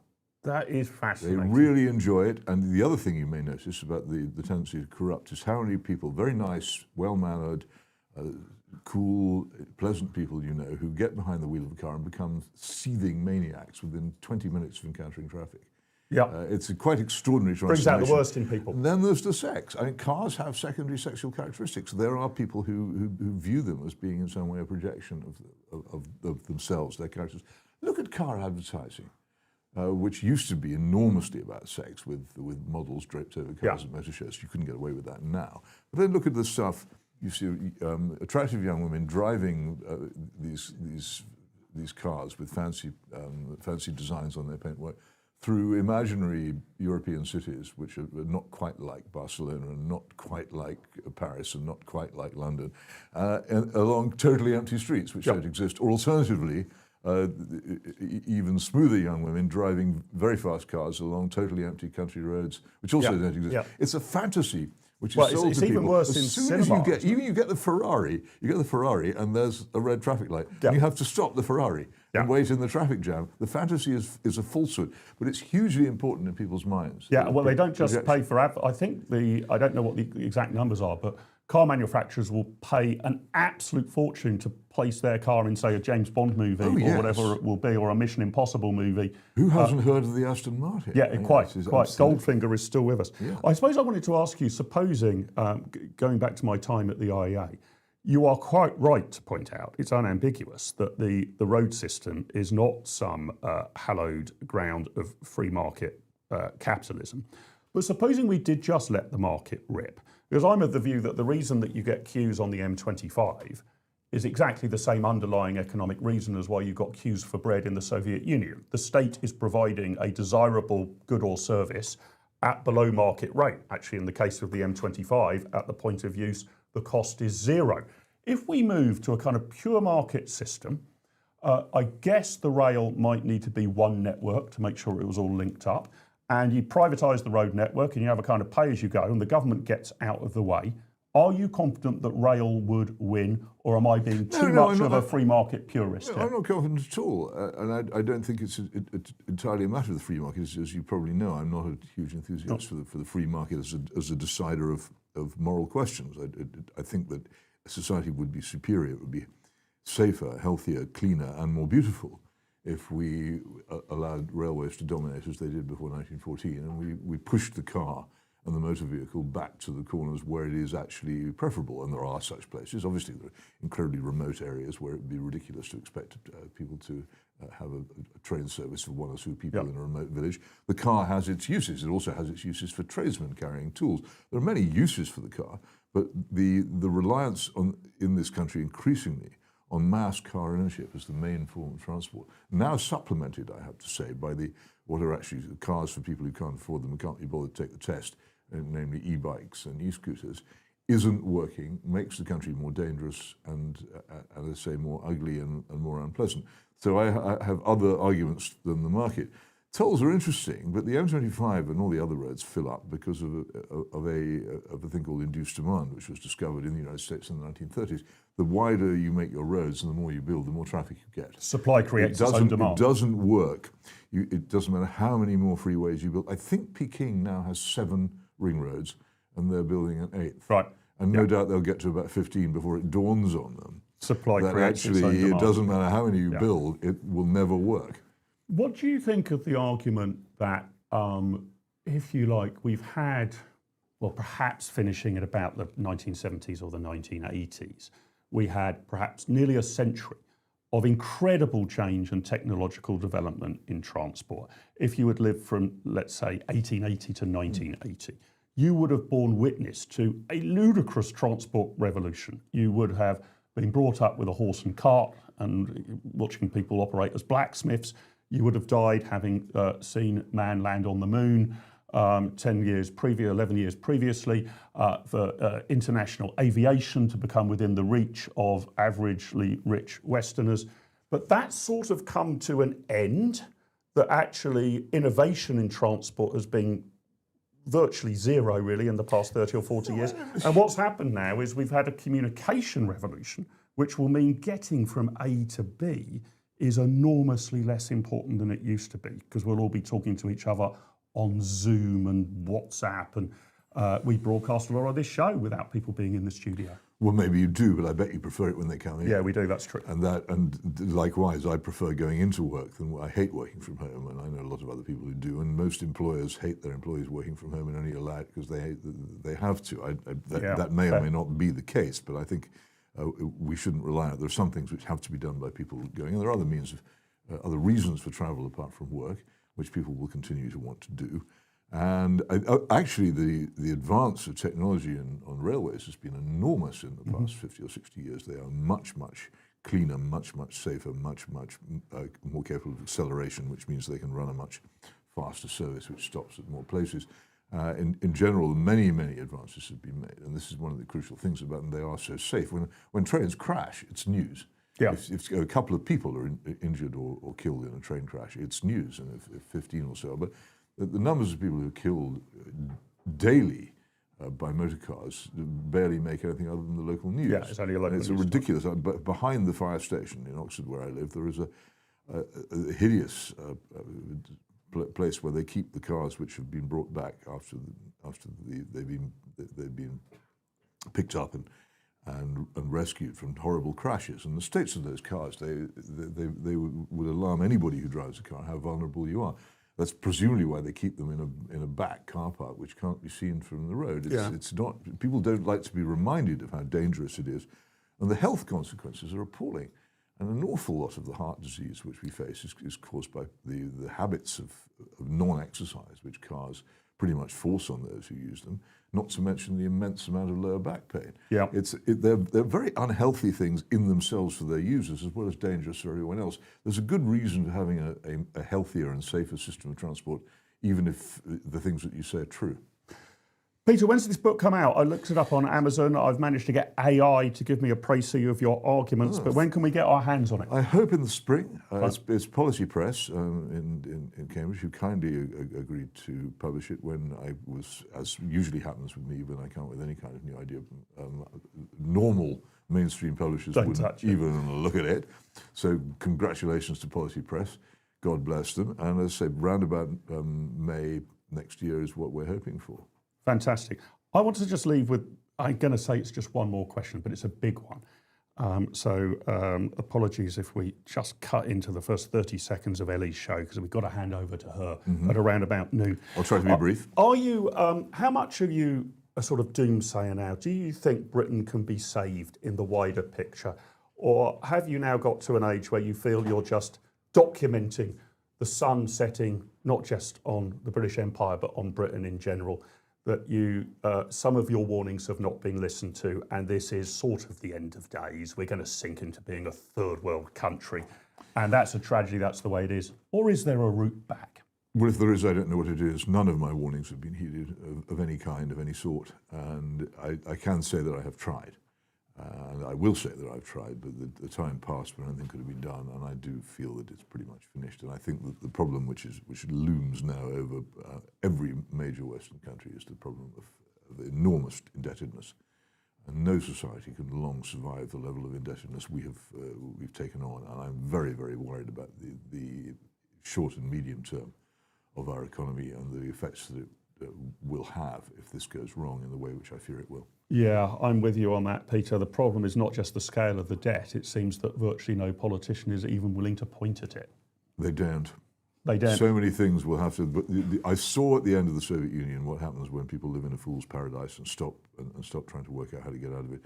It just collapses, and you are left living your life as the ghost of your former self in a society which is wrecked. It's a horrible outcome, and I do wish people had paid more attention. Maybe there's some way of getting out of it, but I don't know what it is. Peter, a worrying note, but you're always fantastic to listen to, so keep your eyes peeled. It won't be till the spring, but he does make such an interesting case about the car. Fantastic. Thank you so much for coming in person as well. Means an awful lot to us. We've got the great Ellie Hodges coming up very shortly. I've got a little bit of sad and worrying news for you viewers if Peter Hitchin wasn't sad and worrying enough for you. I have made it back to the studio today to co-host with Dr. Cox, but I have a long-standing commitment tomorrow. I have to go all the way to Berkshire to address a Conservative Party luncheon club. Yep, they still exist. Who knew? I'll report back on that. And then I have to return to the beautiful Calador in Mallorca for a while. I'll be trying to dip in, but you'll be in Paul Cox's capable hands for this show over the next week or two. But don't worry, I'm only going away to recharge my batteries, and I will be back to make sure that the revolution will be televised. Straight after the news is the great Ellie Hodges with her hour coming up. So don't go away, stay tuned, hit the like button, make sure you're subscribed to the channel. And if you're finding it a little bit hard to find us on YouTube, fear not, Pooch and team have got a great scheme in place. All of the channels are going to neatly come together. So I'm hoping from next week, none of you will have that problem. Thanks for spending the last couple of hours in my company, in Paul Cox's, and with our great guests. And my thanks again for Peter Hitchens for coming in and giving us half an hour of his time. Over to the news, and then to Ellie.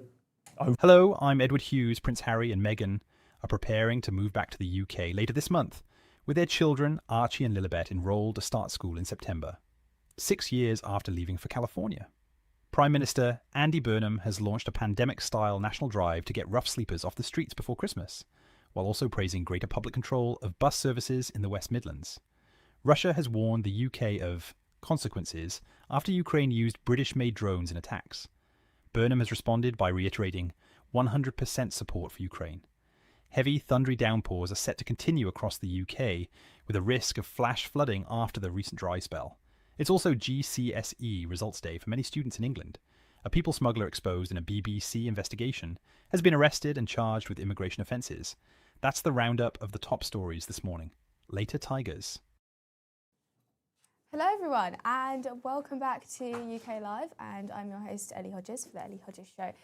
All the way until 1 PM today. I hope you enjoyed Mark and Paul's show.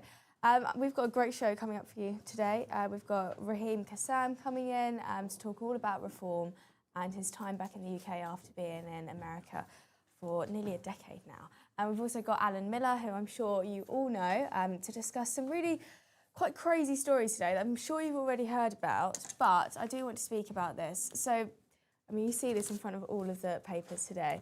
Ministers forced to tell asylum seekers don't rape women. I mean, it's on the front of both the Daily Mail. I think it was on the Express as well. I'm not sure, but I mean, this is an absolutely shocking story. I mean, it's crazy that they actually have to do this. And I think that actually Mike Tapp, who used to be the immigration minister under Keir Starmer, I actually found myself agreeing with him.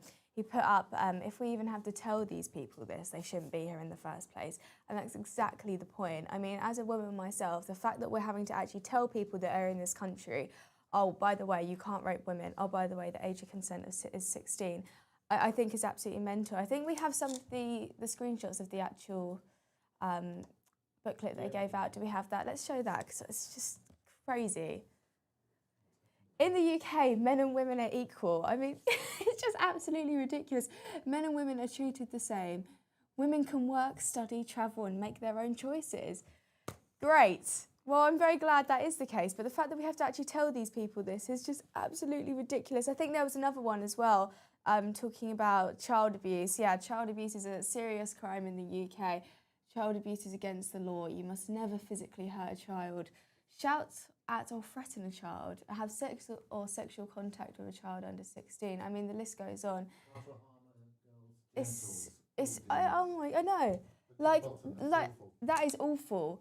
That is absolutely awful, that bottom one. I mean, the fact that we have to actually tell these people this is just absolutely insane. Like, it is genuinely quite shocking, and it does really, really frustrate me, the fact that we're having to give these people this. And I think the only thing that I guess could be good out of it is that they can no longer, if they end up actually committing a crime, use the excuse of, oh, I didn't know, because they are meant to know now. That's the only good thing that could come out of this, I guess. But I mean, it is very, very shocking. And as a woman myself, I don't know if I want people in this country who don't know that you can't do all of those things. And it comes back to this simple point that when you have people coming over into this country that have come from cultures that are very, very different from ours, and that's just a fact. Cultures where women are covered up all the time, head to toe completely. They're not used to seeing women even in clothes where they're showing a tiny bit of skin, for example, like what I'm wearing today. If I went to some of these countries and was wearing this, I'd be looked up and down in the most awful way, but this is just the way that they have lived and the cultures that they're used to. So they're not going to, as soon as they arrive here, just completely adapt to all of the rules and customs. And there might be some that do, but it is going to be pretty rare, and that is very sad, and this is why we need to make sure that we sort out illegal immigration and make sure these people aren't coming here in the first place. So yeah, I thought I'd just talk about that, just to explain kind of what's happening. I'm sure you've all seen that already, it's been such a big news story, but I'm just genuinely in shock that they're having to do this and having to tell people that are in this country these just pretty basic things that the majority of people in this country do understand and don't even second think about it. But let's move on to another story as well that I want to talk about, that I will be bringing in Alan Miller as well to discuss both of these stories, which is why I'm just going to explain them quickly now. So this morning, Suella Braverman and Richard Tice from Reform had a press conference. Unfortunately, I couldn't go because I'm here though, and I'm very glad I'm here instead. And it was all about getting young people into apprenticeships, and it's something that I talk about a lot. I think apprenticeships are super, super important, and I think that for many people, apprenticeships are the much better route than going into university.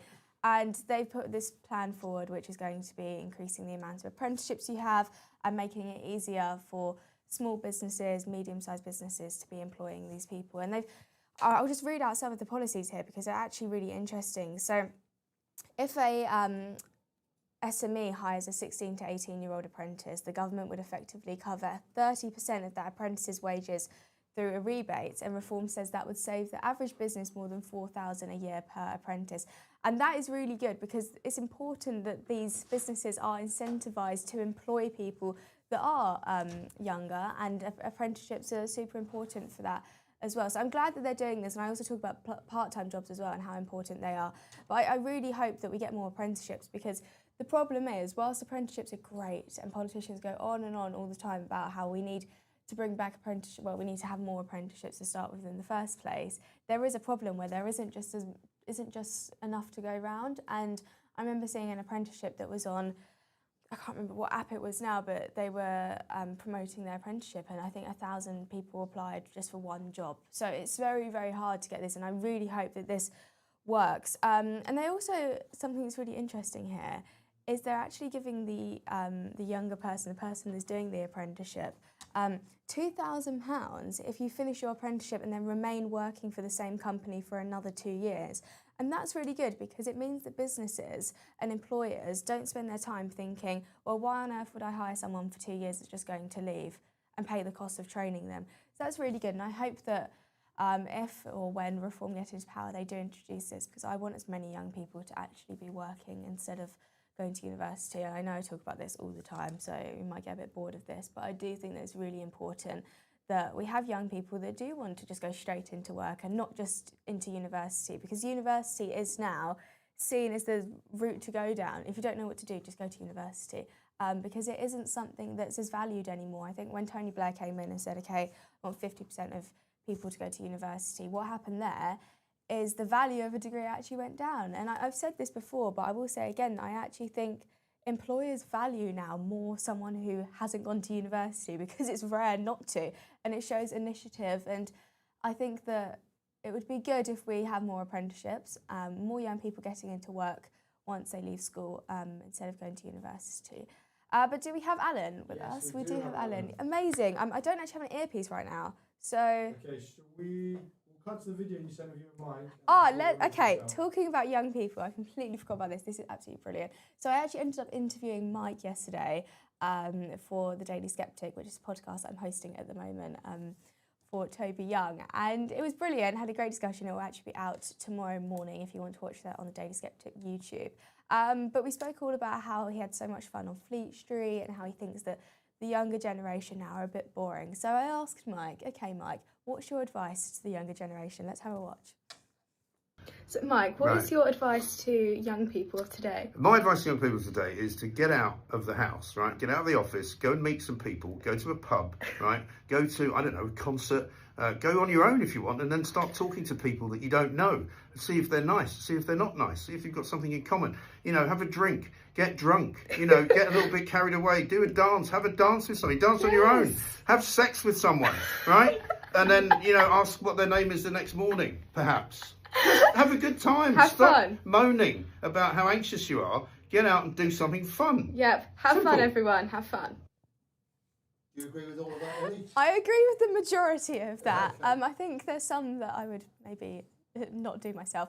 But I think that is very true, that the younger generation need to have more fun. And I hope that I'm bringing that energy back. And I think that it's important that sometimes, you know, if you're feeling a bit down, the best way to get over that is just go out and have fun with your friends instead of sit there scrolling through Instagram or scrolling through TikTok and thinking everything is so bad. And I think that's what a lot of young people do. And Mike did make a good point there. So I think it's good advice to the next generation and my generation to have more fun. So we've got Alan with us. Yes, we do. Okay, amazing. So Alan Miller joins me now. Alan, hi. Hi. It's the How fun are you? channel. I love it. Yeah, it is the fun channel, exactly. Did you see that video from Mike just then? I did. And I think that, you know, look, it's very easy to blame young people, but we have to remember that actually my generation and the generation above were the ones that were doing helicopter parenting, were the ones that weren't letting kids out to play in the street, weren't allowing free range kids. There was a huge debate in New York where should you let your kids go on the subway or not at the age of 11. Lamore Sakesi was, she's basically split opinions in New York. My son from the age of 11 went on the subway. Obviously there are risks in life, but we have to weigh up risks and safety with experience and knowledge and judgment and taking risks, because life is risky and we have to be able to encourage young people and inspire them to do that sensibly and exercise judgment. Otherwise we create a snowflake culture and an environment where cotton wool kids don't feel like they want to be brave or go out. And so it's very easy in the same way it's, you know, in the kind of intergenerational wars, young people can blame older people for this, you know, they blame the boomers for taking everything and all the money and the wealth. These intergenerational wars are not helpful at all. What we need to do is encourage and inspire one another across the board, not to have the precautionary principle to think stranger danger, everyone's going to harm us. Although, of course, we know more recently there are some very particular harms from particular groups. But notwithstanding that point, I really think that going out, trying to make yourself in the world, this sense that there's a doom spiral, right, of kind of like climate alarmism and a sort of sense that everything is like bad and dangerous and hurtful. Actually, we live in a beautiful world. There are many problems with it, but we are agents of change. We can transform it. And young people have always been at the epicenter of that. And the fact now that there's such a kind of level of kind of slight fear and risk and not doing those things is a problem. So absolutely people could do that in lots of different ways, right? It might involve going out to a concert or a pub or meeting people.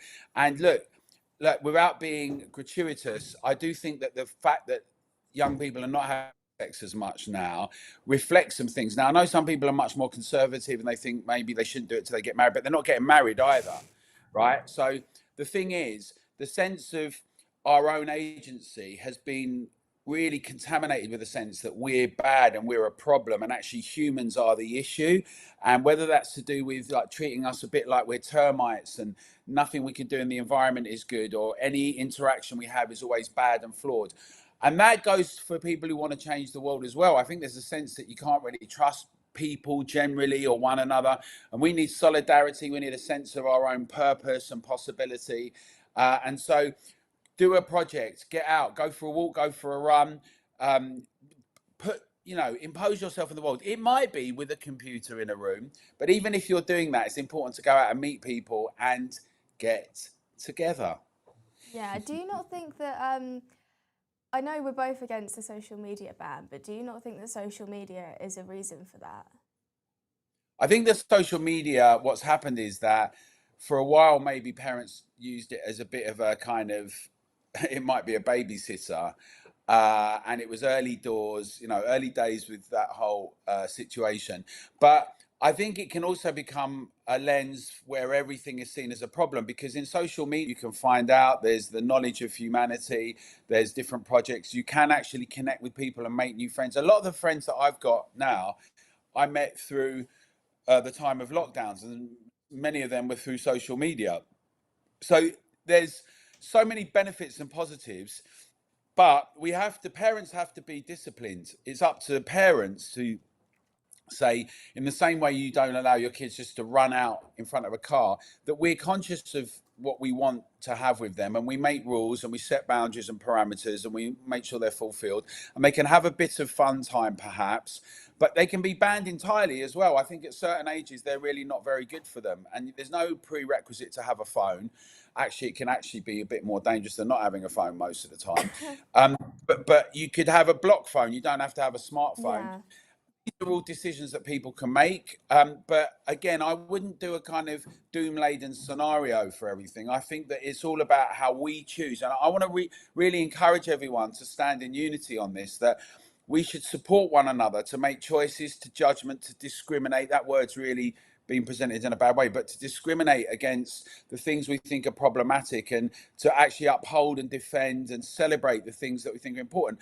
And it is the case that we've become more isolated. If you look at other communities, people talk about the blue zones where people live longer, but one of the key criteria, if you're in places like Ikaria in Greece or Sardinia or other places around the world in Asia, is how there are intergenerational relationships, how the sense of community, dancing, having a bit of wine, exercise, all those things, but being part of something and feeling, you don't have to be going to Mars, but the very fact of just engaging with people in your daily lives, yeah, and feeling that you're part of something. So resuscitating a sense of our community and being engaged with people and talking and feeling like you're on a kind of, you've got a vision or a mission for yourself.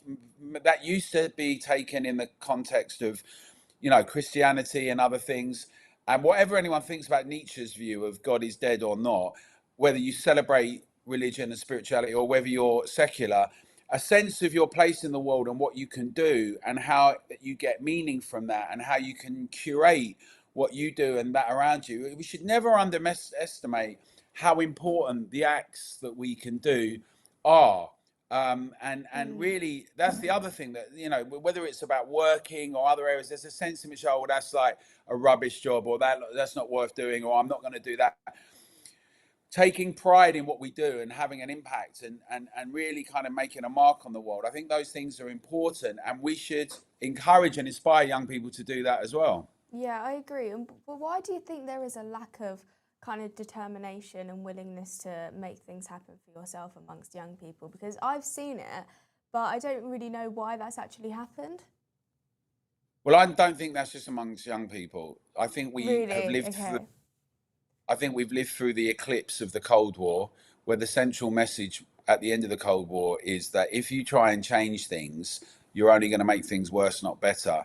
You'll end up with either a Hitler or a Stalin, that people are invariably power crazy and evil. And when you try and change the world, you will end up with terrible results like the Gulag or the concentration camps. And that cultural and political message became generalized around the world. There's no real alternative to anything. You can't really have change. And when people do try and change things, it ends up being bad. It doesn't matter if you're left wing or right wing. This impacted everyone, or if you're just centre or not political. And in that context, human aspiration and ambition got diminished. The sense in which, and it's been rekindled in some ways with Elon Musk's view of going to Mars. But when I was growing up, I was very young, but there's kind of the whole race to space. Everyone wanted to be an astronaut, and this sense that you could be anything that you wanted in the world. And then it became whatever, right? But young people are just very good at reflecting the zeitgeist, right? They're very clear. They've got a finger on the pulse of what's going on, and what's going on is a cultural backdrop where people think that it's embarrassing to be ambitious. It's wrong-headed at best. It could be even dangerous to want to impose yourself in the world. And the big heroic moment is being a victim. It's being someone that has things happen to them. It's being vulnerable. Vulnerability was dressed up in the last 30 years as being this key thing, that we are all vulnerable. We're at risk of things happening to us, rather than the captains, the ambassadors, the curators of our vessels and the world. So I think that's affected everyone. And I think we have to all be a bit more courageous and bold and be a maverick and lead by example and encourage our fellow citizens and families and friends and those who don't agree with us as well, and get out and really remind ourselves that we make this world every day. Yeah, do you think that the education system as well plays a part in kind of this lack of determination and lack of willingness to actually do something amongst young people? As you said, it's just that kind of whatever attitude.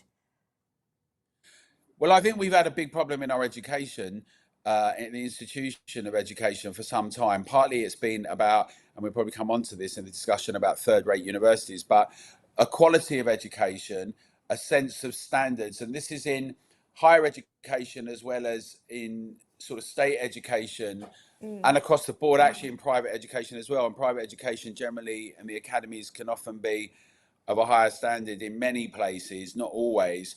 But the standards have dropped, a sense that, you know, the culture wars that said that, you know, dead white males weren't worth studying. Why look at Shakespeare? You know, all we've ever had is colonialism and rape and pillage, and we need to decolonize the curriculum. And that, you know, I remember when I was taking my son to school, I used to cycle him to school in New York. And when he came back one day, he said, "Daddy, I don't like cars." And I was like, "Why is that?" He said, "Well, because they're drowning us." Now, he was 8. Yeah. And the fact that you were getting a message like that at school, that was a very kind of, actually, it was a quasi-religious message without religion, without God and the good bits, right? But it was basically, this is what's happening.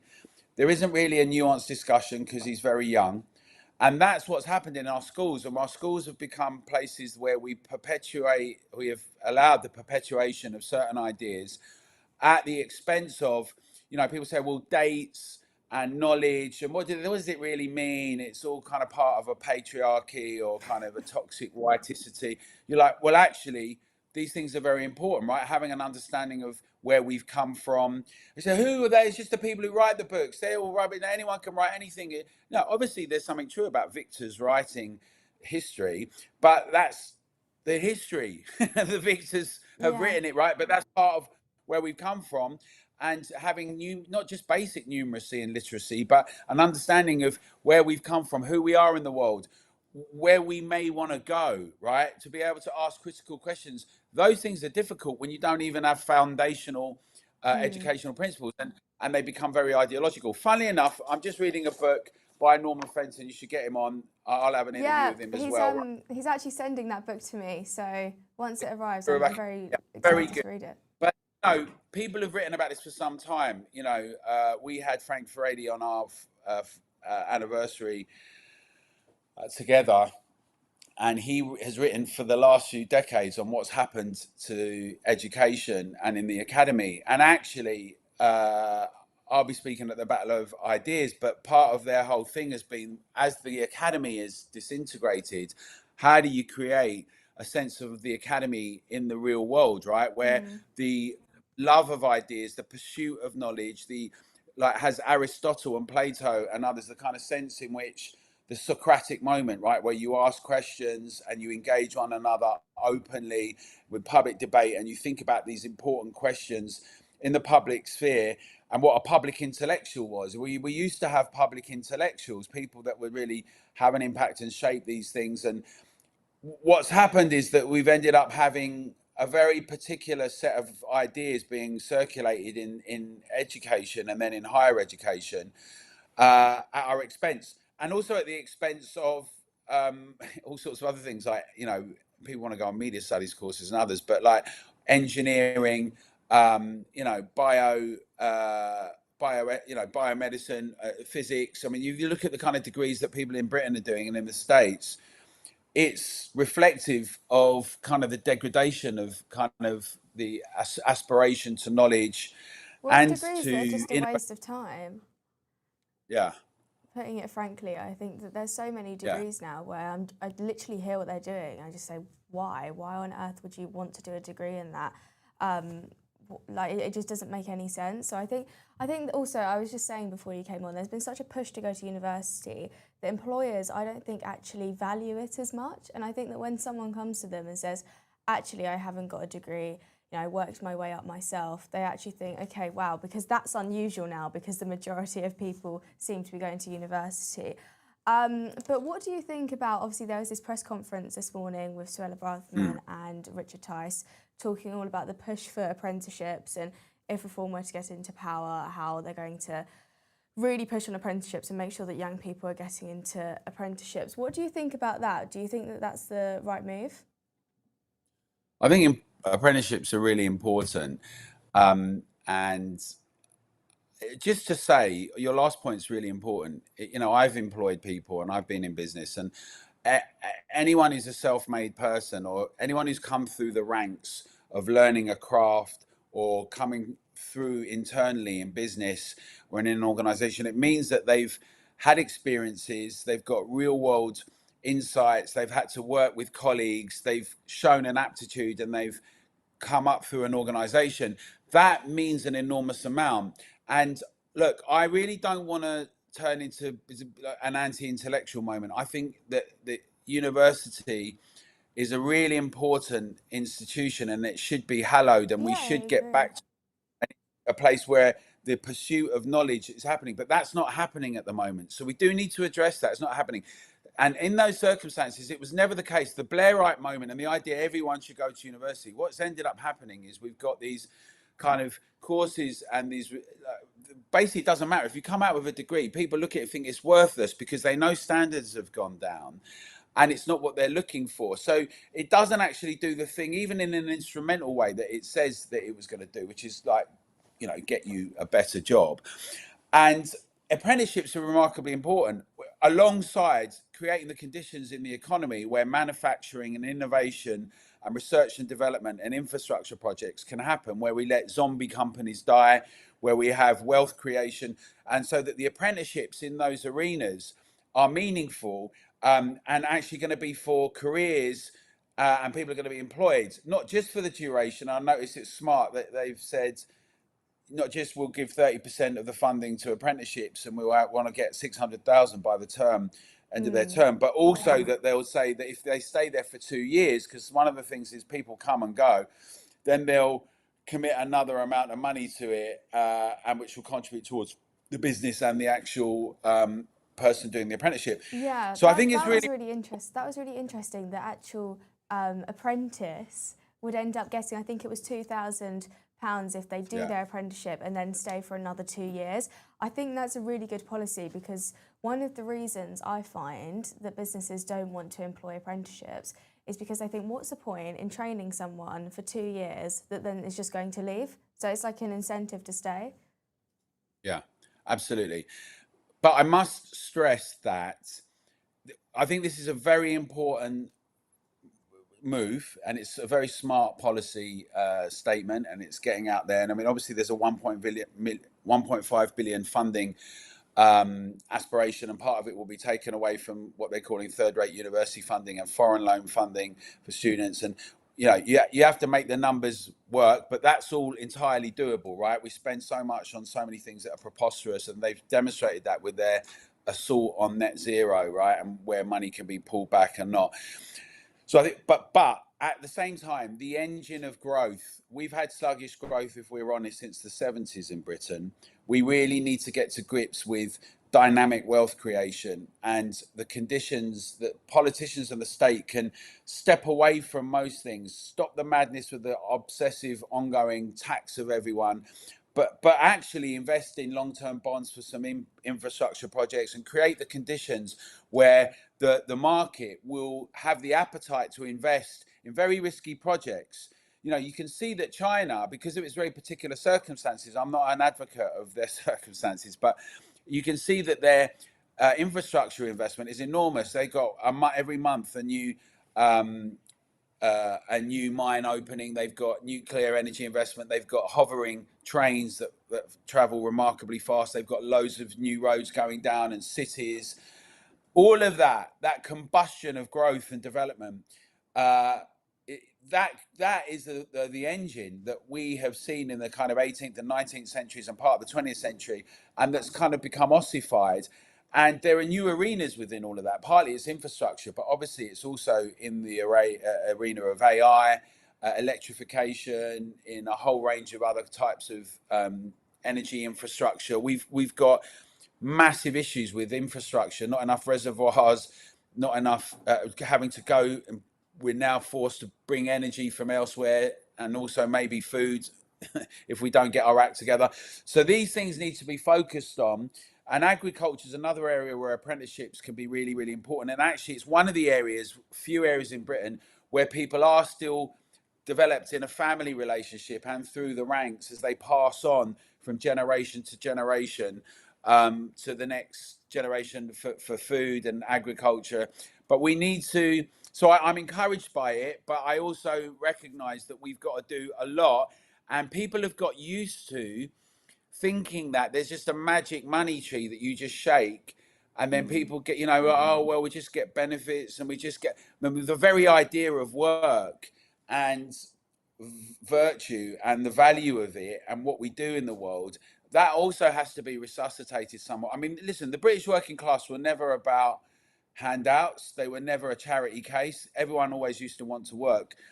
The idea of benefits used to be a safety net for a short period of time. Unfortunately, for too long now, it's become a way of life and also a political carrot for some parties. And so, yeah, but I'm encouraged by it. I think it's a good move, but it needs to be also with the attendant impact on the economy as well.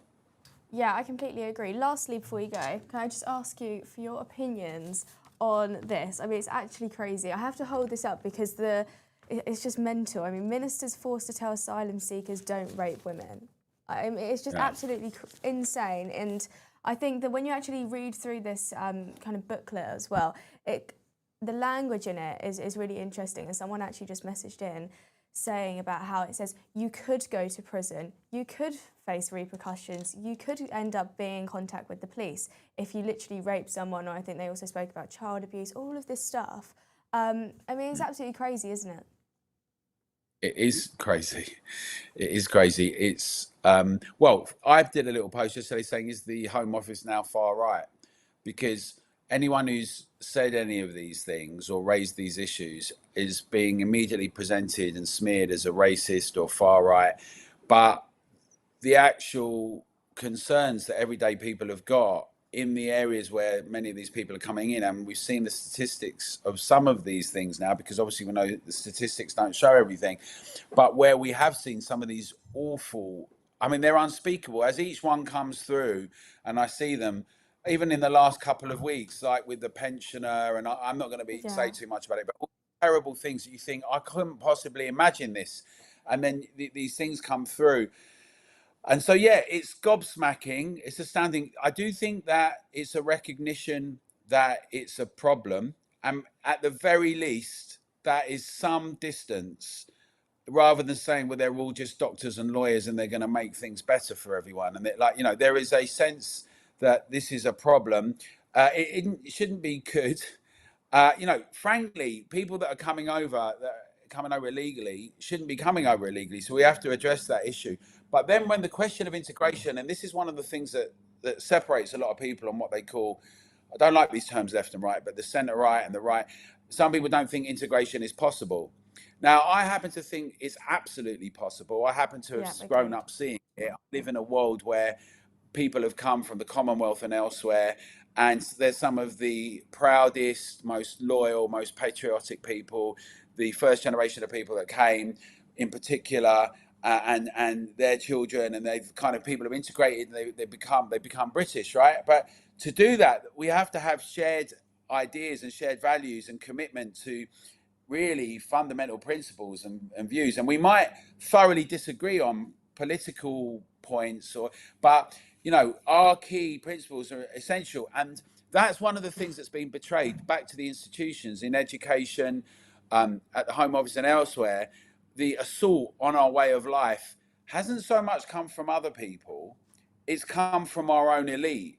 It's come from our own institutions. The sense in which we have so much self-loathing and nothing we've ever done is worth, let alone fighting for, worth defending, that really we've done so much terrible to the world, we should be self-flagellating. We've seen that right through the culture wars, all through our universities, and we've seen our elite perpetuate this sense that, you know, sit down or move out the way or leave because really you're the problem, you know, like, and this sort of assault on kind of like particularly white straight men, but like white working class people and everything. And the idea that there's something inherently evil and wrong and toxic about it, that's come from our institutions, from our elite, from our academy in Britain and in America. People that come over from various sets of circumstances, and you know, they've got all sorts of circumstances, and there shouldn't be a situation where we are allowing our borders to be so porous. They should be defended and dealt with, the ECHR and elsewhere. But also we need to recognise that the whole outlook and our attitude towards ourselves, towards our history, our culture, the things that are our achievements that are so important, that are so essential, that have gone around the world, you know, democracy, liberty, privacy, you know, these ideas that are really core and essential, that we maintain them. And that is going to need to be robustly insisted upon for anyone that is here. And that starts with us also, back to the point about trusting each other and solidarity, us holding the line here and having a set of moral ideas, a moral web that we say, look, this is the way we do things and this is not the way you do things. And Britain has always been very welcoming. If you want to come here and make a life here and do it legally and pay tax, great. We want smart, intelligent people who want to come and do that. But we're not having anything else. And that really should be the approach, I think. Yep. Yeah, I completely agree. And I think that the issue with integration is we used to have people, and we still have some people that come to this country and they absolutely loved this country and they really wanted to become part of our society and adapt to all of our cultures. And now I think that we have got this new wave of people that have come to this country and actually don't stand for anything that we stand for. And I think that's the clear issue there. And I think it needs to be discussed because it is very different. And I want integration to happen. And as you said, it can happen and it can be very successful. And ultimately, we both want success in this country. So I hope that we can kind of figure out these issues and how to fix them. So thank you very much, Alan, for joining me today. Thanks, Ellie. Good to be here. Good to see you. Thank you very much.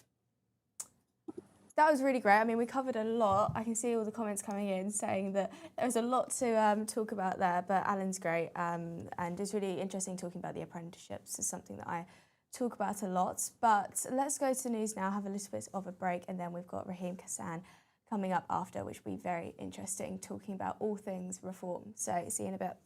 Hello, I'm Edward Hughes. Prince Harry and Meghan are preparing to move back to the UK later this month, with their children, Archie and Lilibet, enrolled to start school in September, 6 years after leaving for California.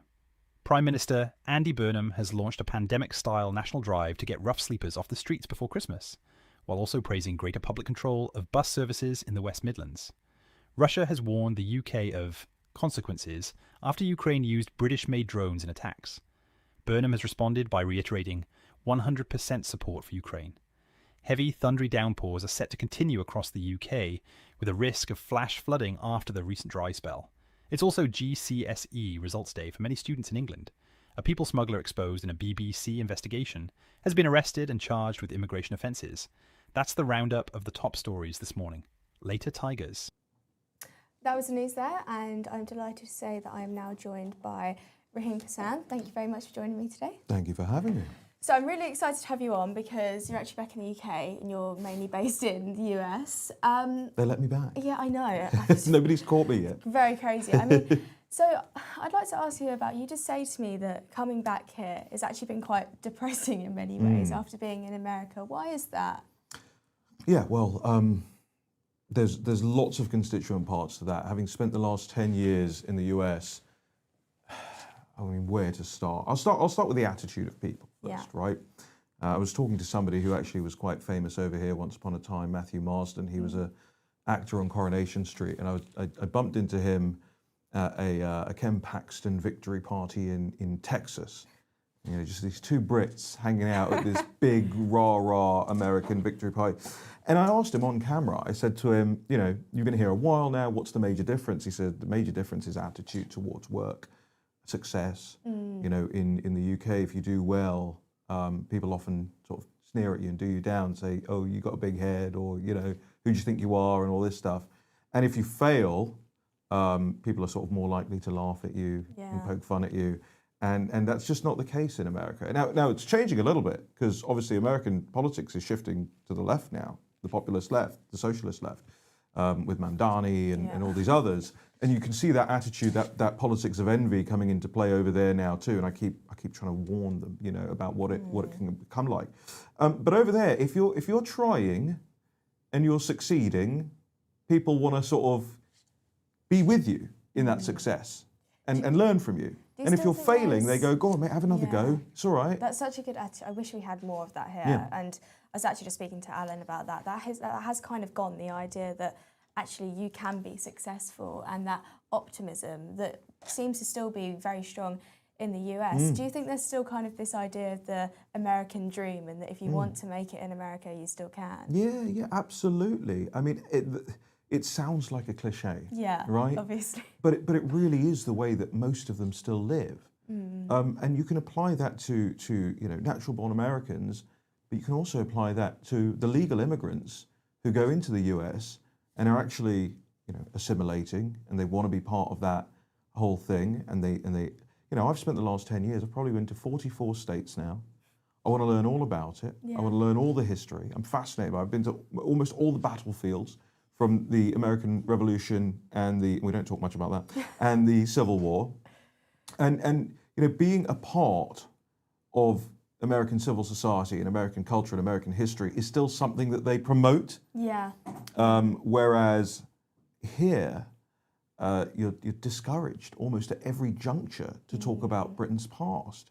I mean, don't you dare talk about Cecil Rhodes. Don't you dare. I mean, watching from over there, obviously, the arguments that go on around Sir Winston Churchill nowadays, even. And it feels like, and I try and tell my American friends this a lot, it's like, they think London is Karachi now, right? No, they genuinely think, you see it online all the time, right? England has fallen, it's an Islamic state, all of this. I'm trying to tell them, obviously in some places, there is a massive demographic shift that's occurred, and some places are unrecognizable from 20, 30, 40 years ago. But the majority of England is still England. And I think we have to sort of thump our chests a bit more and make that stay the case. I definitely did see that, especially at CPAC, kind of speaking to lots of Americans and asking them, what do you think about, London? And they straight away, it's an Islamic state, this very kind of extreme language. And I just said to them, why do you think this? And it's because social media, and I do think that Brits have a tendency to talk down the country quite a lot. And I think we do need to kind of bring back this sense of, okay, here are our problems, but this is how we fix it, and this is why we should care about this country, and this is why it's worth fighting for. Where do you think that comes from? I'm interviewing you now. Yeah, God. Where do you think that tendency to do ourselves down comes from? Well, I think that lots of it, the more recent stuff, is because of the education system in terms of the history, and just being taught all the time that this country is so bad. If you look at the past, the British Empire, always talking about the negatives of this country. Like, I even remember having assemblies about things like white privilege, for example. And you're introduced to these concepts quite early on, and naturally you kind of have this flawed view of the country and everything that it stands for. And I think then you carry on that into your life. Just naturally, that's what you do. I think that's a big reason why it happens. But I think also mainstream media as well. I think that there's also this kind of tendency to talk about how bad our past is.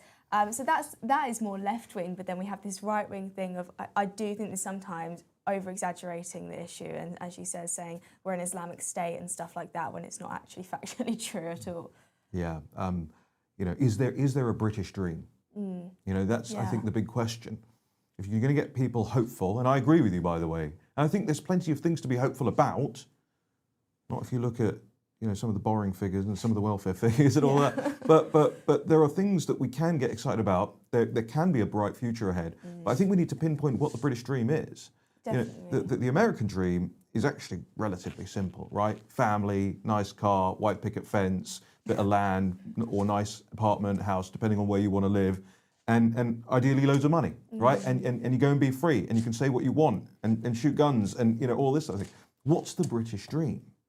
Don't even know if there is one. This is the thing. It's a very good question. I think maybe question for the audience. Yeah, I think that is a question for the audience. What is the British dream? What is the British dream? Please do comment what you think it is, and also put some comments in about why we should be proud of this country and why we should be optimistic about the future. Let's kind of have a more positive conversation here when we're talking about the future of this country, because I completely understand why people get so down about it when all they hear are negative things about this country. And it is true that we have problems, but let's also talk about how we're going to fix them and why this country is so worth fighting for. Now let's move on to reform. I think it's a very interesting conversation, but also about, you've been in America, you've seen the smears against Trump, the kind of campaign to stop him being successful in any way, shape or form. Do you think that is very similar to what is happening to Nigel Farage at the moment? A few months ago, I wrote an article on my website, if I may plug it, thenationalpulse.com, and I said Nigel Farage is about to undergo the weaponization process like the Democrats did against Donald Trump. And remember, it started in 2015 and 16 with the Russiagate scandal. As we now know it, the Russia hoax. But it never stopped. Yeah. You know, immediately after he was elected, they went to try and delegitimize the victory. Then they moved on to the impeachment process. Twice impeached. You know, then in 2024, I mean, of course, forget the whole COVID stuff. You know, that was, to mention that it was a Wuhan lab virus was, you know, we were kicked off social media for saying things like that. Now you look at what's happening to Tony Fauci and there's people around him. Peter Daszak, huge story that's unfolding right now. Then they go and they weaponize the justice system against him. I flew with Donald Trump on his plane the day after his first indictment. Wow. I got the first interview out of him after his first indictment. You know, and so I was up close watching all of this take place. What was that like? I mean, it's ridiculous. You can't describe it, right? You can't describe it. He's a madman in all the best ways. He gets his laptop, not his laptop, his iPad out on the plane during the interview, Bluetooth speaker, just starts playing music. Oh, what kind of music? You can't say that without telling us. He has an amazing taste in music. This is a man's world. Good song. Yeah, amazing. But the Pavarotti version, you know, extraordinary. Although I taught him something. He starts playing Elvis Presley's American Trilogy, and I said to him, "You've got the wrong version." He goes, "What do you mean I've got the wrong version?" I said, "The Live in Hawaii version is the best version of that song." He turns around to his staff, in fact to Natalie Harp, who's in the headlines right now, on the plane, turns around to Natalie and goes, "Make sure we have Hawaii." She has no idea what we're talking about. She's like, "Hawaii what?" And so I saw that take place, and then, you know, a couple of months ago I wrote that article about how Nigel's going to undergo the same weaponization process against him. You know, we just did what Donald Trump calls the weave. We weaved in lots of stories to get to the end point. I learned that from him. He actually shared that article. Donald Trump shared that article about Nigel that I had written on his Truth Social page 2 months ago, maybe less than 2 months ago, maybe a month ago. They understand what's happening because they've lived it. And they're not going to stop, you know, at what they've just done. They're not going to stop at this 5 million. It's going to get worse and worse and worse. And I keep trying to tell Nigel that. You know, this isn't the Parliamentary Standards Commissioner is really the first volley. You know, it's going to get worse. How much damage do you think that, especially the £5 million controversy, how much damage do you think that's actually had on Farage, but also just reform more generally? Well, it's taxing. It's mentally... I can imagine. You know, taxing, you can tell that people are distracted by it, whereas you should be on the front foot, you know, attacking the opposition and attacking the government where it gets things wrong. They're having to do a lot of defense, as the Americans say, and that pulls resources away. It's hugely taxing on the organisation. But, you know, I was watching Aaron Banks this morning, an old friend of mine, on another network. Not as good an interviewer as you are, Jacob Rees-Mogg. and you know, Aaron said, despite all of it, right? There's barely been a shift in the polls. Yeah. Barely. And it comes at the same time you've got a new Prime Minister. Labour ostensibly has a new lease on life. But for all of the pressure that the establishment is bearing down on reform, actually most reasonable people are looking at it and going, you're not arguing with them on the points. I think the Clacton by-election is very telling with that. I mean, Nigel was obviously elected with even more Yeah, you were there, you votes knocked on a door with me. Yeah, with even more votes than at the general election. So I think that it does tell you that actually his core voter base anyway aren't actually fazed by this at all. And I think that they will remain with Nigel throughout. I think we've seen that. And I think the Clacton by-election is very telling with that specifically. How did you find Clacton? Well, firstly, I love Clacton. Yeah, I think it's brilliant. I've spent so much time there since the Douglas Carswell by-election of 2014. I've spent so much time there and watched it get better and better. Yeah. There's so much great food. I'm a big foodie, right? Yeah. There's so much great food in Clacton now. Yeah. To the point where I'm going to produce a video series called Culinary Clacton. Like a Clacton promotion video. Visit Clacton. No, it's wonderful, and it's warm, and the seaside, and the fresh fish and chips, and everything about it. It just needs, what it really needs, is a like mega resort hotel. That could be really cool. You're on the seaside, you've got pool and all that. If somebody wants to go and invest, you can actually, and it's close, by the way, from where we are in London. It's very. You can get a train, you can be on the peripheries of between Colchester and Clacton within about 45 minutes. It's a very quick journey. 45 minutes. Better than the south of France. Did you go to Farage Fest? I did go to Farage Fest. How was that? I mean, yes.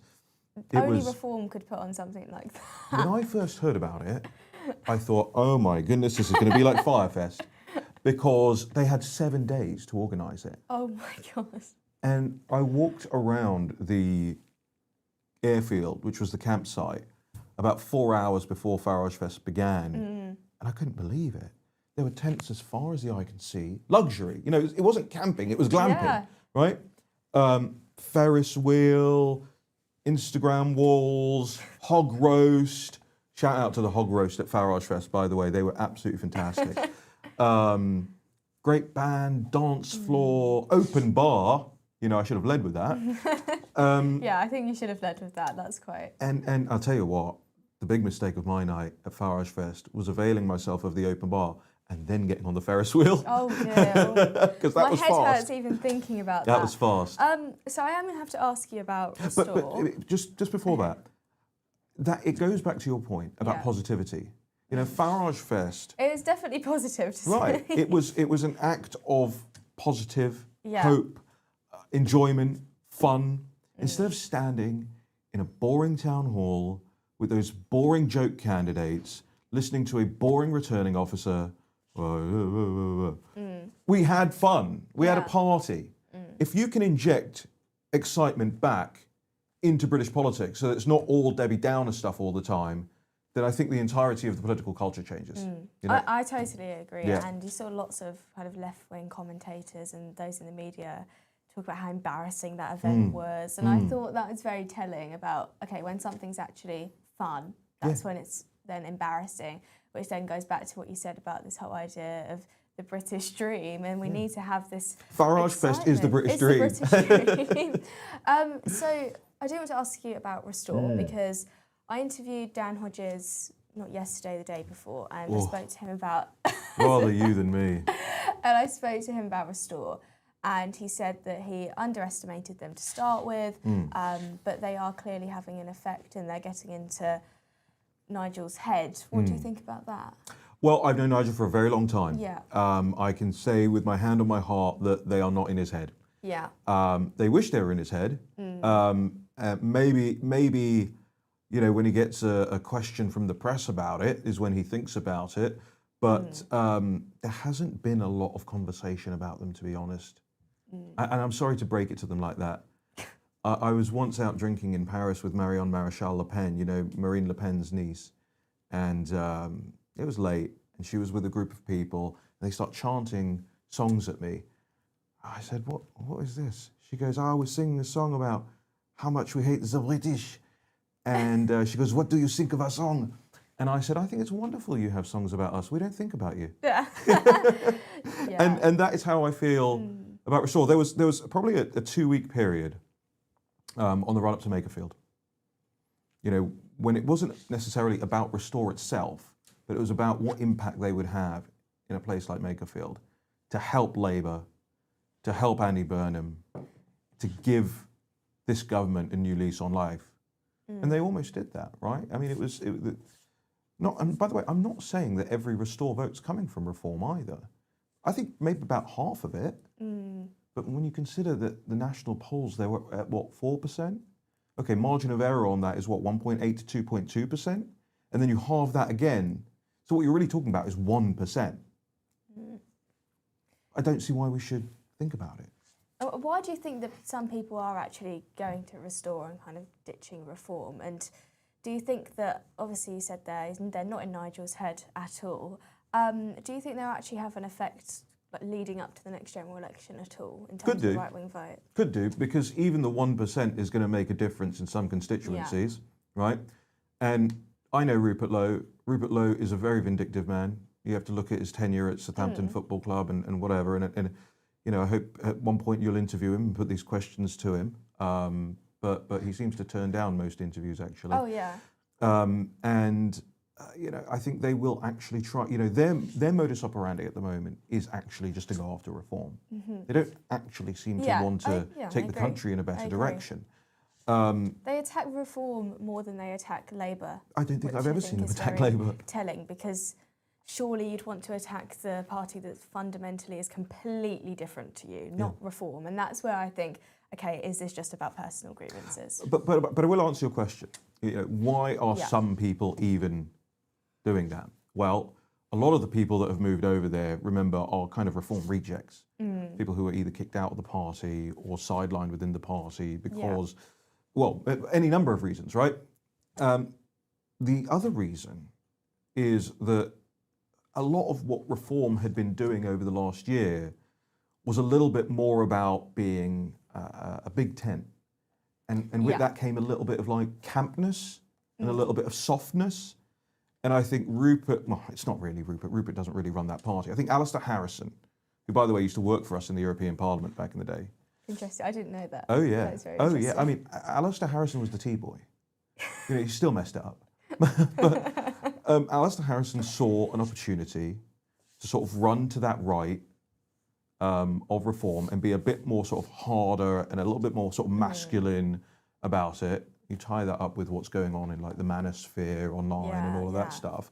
And I think that's fair game, by the way. I don't blame them for doing that. That's well within your rights. It's a free country to do that kind of thing. And by the way, I would like Reform to be more, a little bit more strong, a little less, I don't know, a little fewer pyrotechnics would be okay with me. You know what I mean? Yeah. You know, not everything has to be Farage Fest. You know?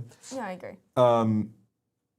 And I wanted to see less of the, you know, aquamarine backdrop behind Nigel and more of a prime ministerial flags, podium, that kind of thing. And I think Restore saw a little lane there where they could exact their revenge. Because again, Harrison was a UKIPper. You know, Liam Porter, the other guy running it with Alistair, a UKIPper. You know, these are people who were sort of pushed out, and Rupert as well, pushed out of Farage's inner circle and extremely embittered by it. And by the way, they wouldn't be the first. You think about the history of it. Alan Scared, and I remember Douglas Carswell, and Suzanne Evans, and Diane James. It's politics. It happens in politics, you know? But my attitude towards it is, you know, with somebody like Nigel, if you come at the king, you best not miss. Yeah. And how do you see the kind of party moving forward from all of this, the by-election, etc., and if there is actually another by-election, if that ends up happening? And do you think that Reform will come back from all of this? And I mean, some people are saying Reform have gone past their peak and that there's no returning. Do you think that they'll actually kind of completely bounce back from all of the scandal and controversy? Yes, because I compare it to the Trump stuff. Yeah. You know, and I think you just, you know, I asked President Trump the question on the plane the day after he was indicted. I said, man, how do you do this? Like, how do every day you wake up and you get attacked? They attack your family. you know, and they attack everyone around you and your companies, and they're trying to bankrupt you. And I asked him, looked him dead in the eye and said, how'd you do it? And he thought about it for a second. He goes, and I've got loads of these stories, by the way, about him. He's an extraordinary man. He thought about it for a second. He goes, what choice do I have? Yeah. And in that moment, I think that was the most, he said a lot of patriotic things. He's done a lot of patriotic things. You know, he hugs the flag whenever he gets up on stage. But that was the most patriotic thing I've ever heard him say. He's saying, what choice do I have for my nation but to go through this? This is the same thing with Nigel. You know, they're not after Nigel Farage. They're after people at home. Yeah. Nigel's just one of the people standing in the way. Happens to be the loudest and most boisterous at doing it. But he's the one standing in the way of complete and utter ruination. And so I think they come off the back of this stronger. I think it's encouraged them to professionalize more. They're making new hires. They're growing the professional side of the party. They're growing the voluntary side of the party. They're learning new data capture methods and techniques by which to communicate with voters, because you can't go to the traditional media anymore and expect that they will run a story that Reform has done this and whatever fairly, right? I saw one the other day in the Times, you know, when they announced the deportations plan, and they said something like, you know, Farage accepts that they might have to look abroad to house foreign prisoners. Or what do you mean accepts? No, he's the one proposing it. You know what I mean? The way they word things. So you have to disambiguate that. You know, we had that during the Trump 2016 era with Breitbart News and things like that. And I'll say to people, you know, there are plans in place right now that are coming together to have different ways that Reform people can get their news. And lastly, just before we wrap up, if you could give one message of, especially seeing the kind of American perspective of this, if you could give one message of optimism to some of the people watching, what would it be? I will quote Donald Trump. Okay. Fight, fight, fight. That's you know, that's what is needed right now. Yeah. That implies, by the way, that there's something to fight for. You don't fight without something to fight for. Yeah. And I think that's it. You know, that's what I think about every morning when I wake up is right, we're going back into the fight. Yeah. Thank you very much for Thank you for having me. Thank you. And now, only 2 minutes over. I thought we were going to end up being lots more over than that. Thank you all for watching today. Should we read out some comments before we go? Yeah? Yeah? Let's read out some comments. Super chat, £10. Oh, thank you very much. The British dream is not to have the state control what we say or do in every aspect of our lives. We don't need a nanny from the cradle to get to the grave. Fairness and equality under same laws, not two tiers. I think that's true. I think the idea of freedom, which is what they have in America, much more than here, I think that's definitely fair to say. I think that's what people want as well. They want to be able to get on with their own lives without the state intervening at every single step. Good day to you, Ellie. The UK jobs market is broken and Labour is facilitating it. To all those getting their exam results today, good luck. Yes, exactly. Good luck to all of those getting their exam results today, GCSE day. Love Ellie, such a nice young lady. I love how this channel is giving. Oh, thank you very much. I really appreciate that. And thank you for all the nice comments. And I've got some lovely emails as well from some of you that have been watching. And tomorrow will be the last show and then I go away. I go to lovely Rhodes, which is a beautiful island in Greece, and I would tell anyone to go there. It's like a second home, absolutely beautiful. So I will be there for 10 days, then I'll be back and we'll come back with the show properly in September, properly launch it.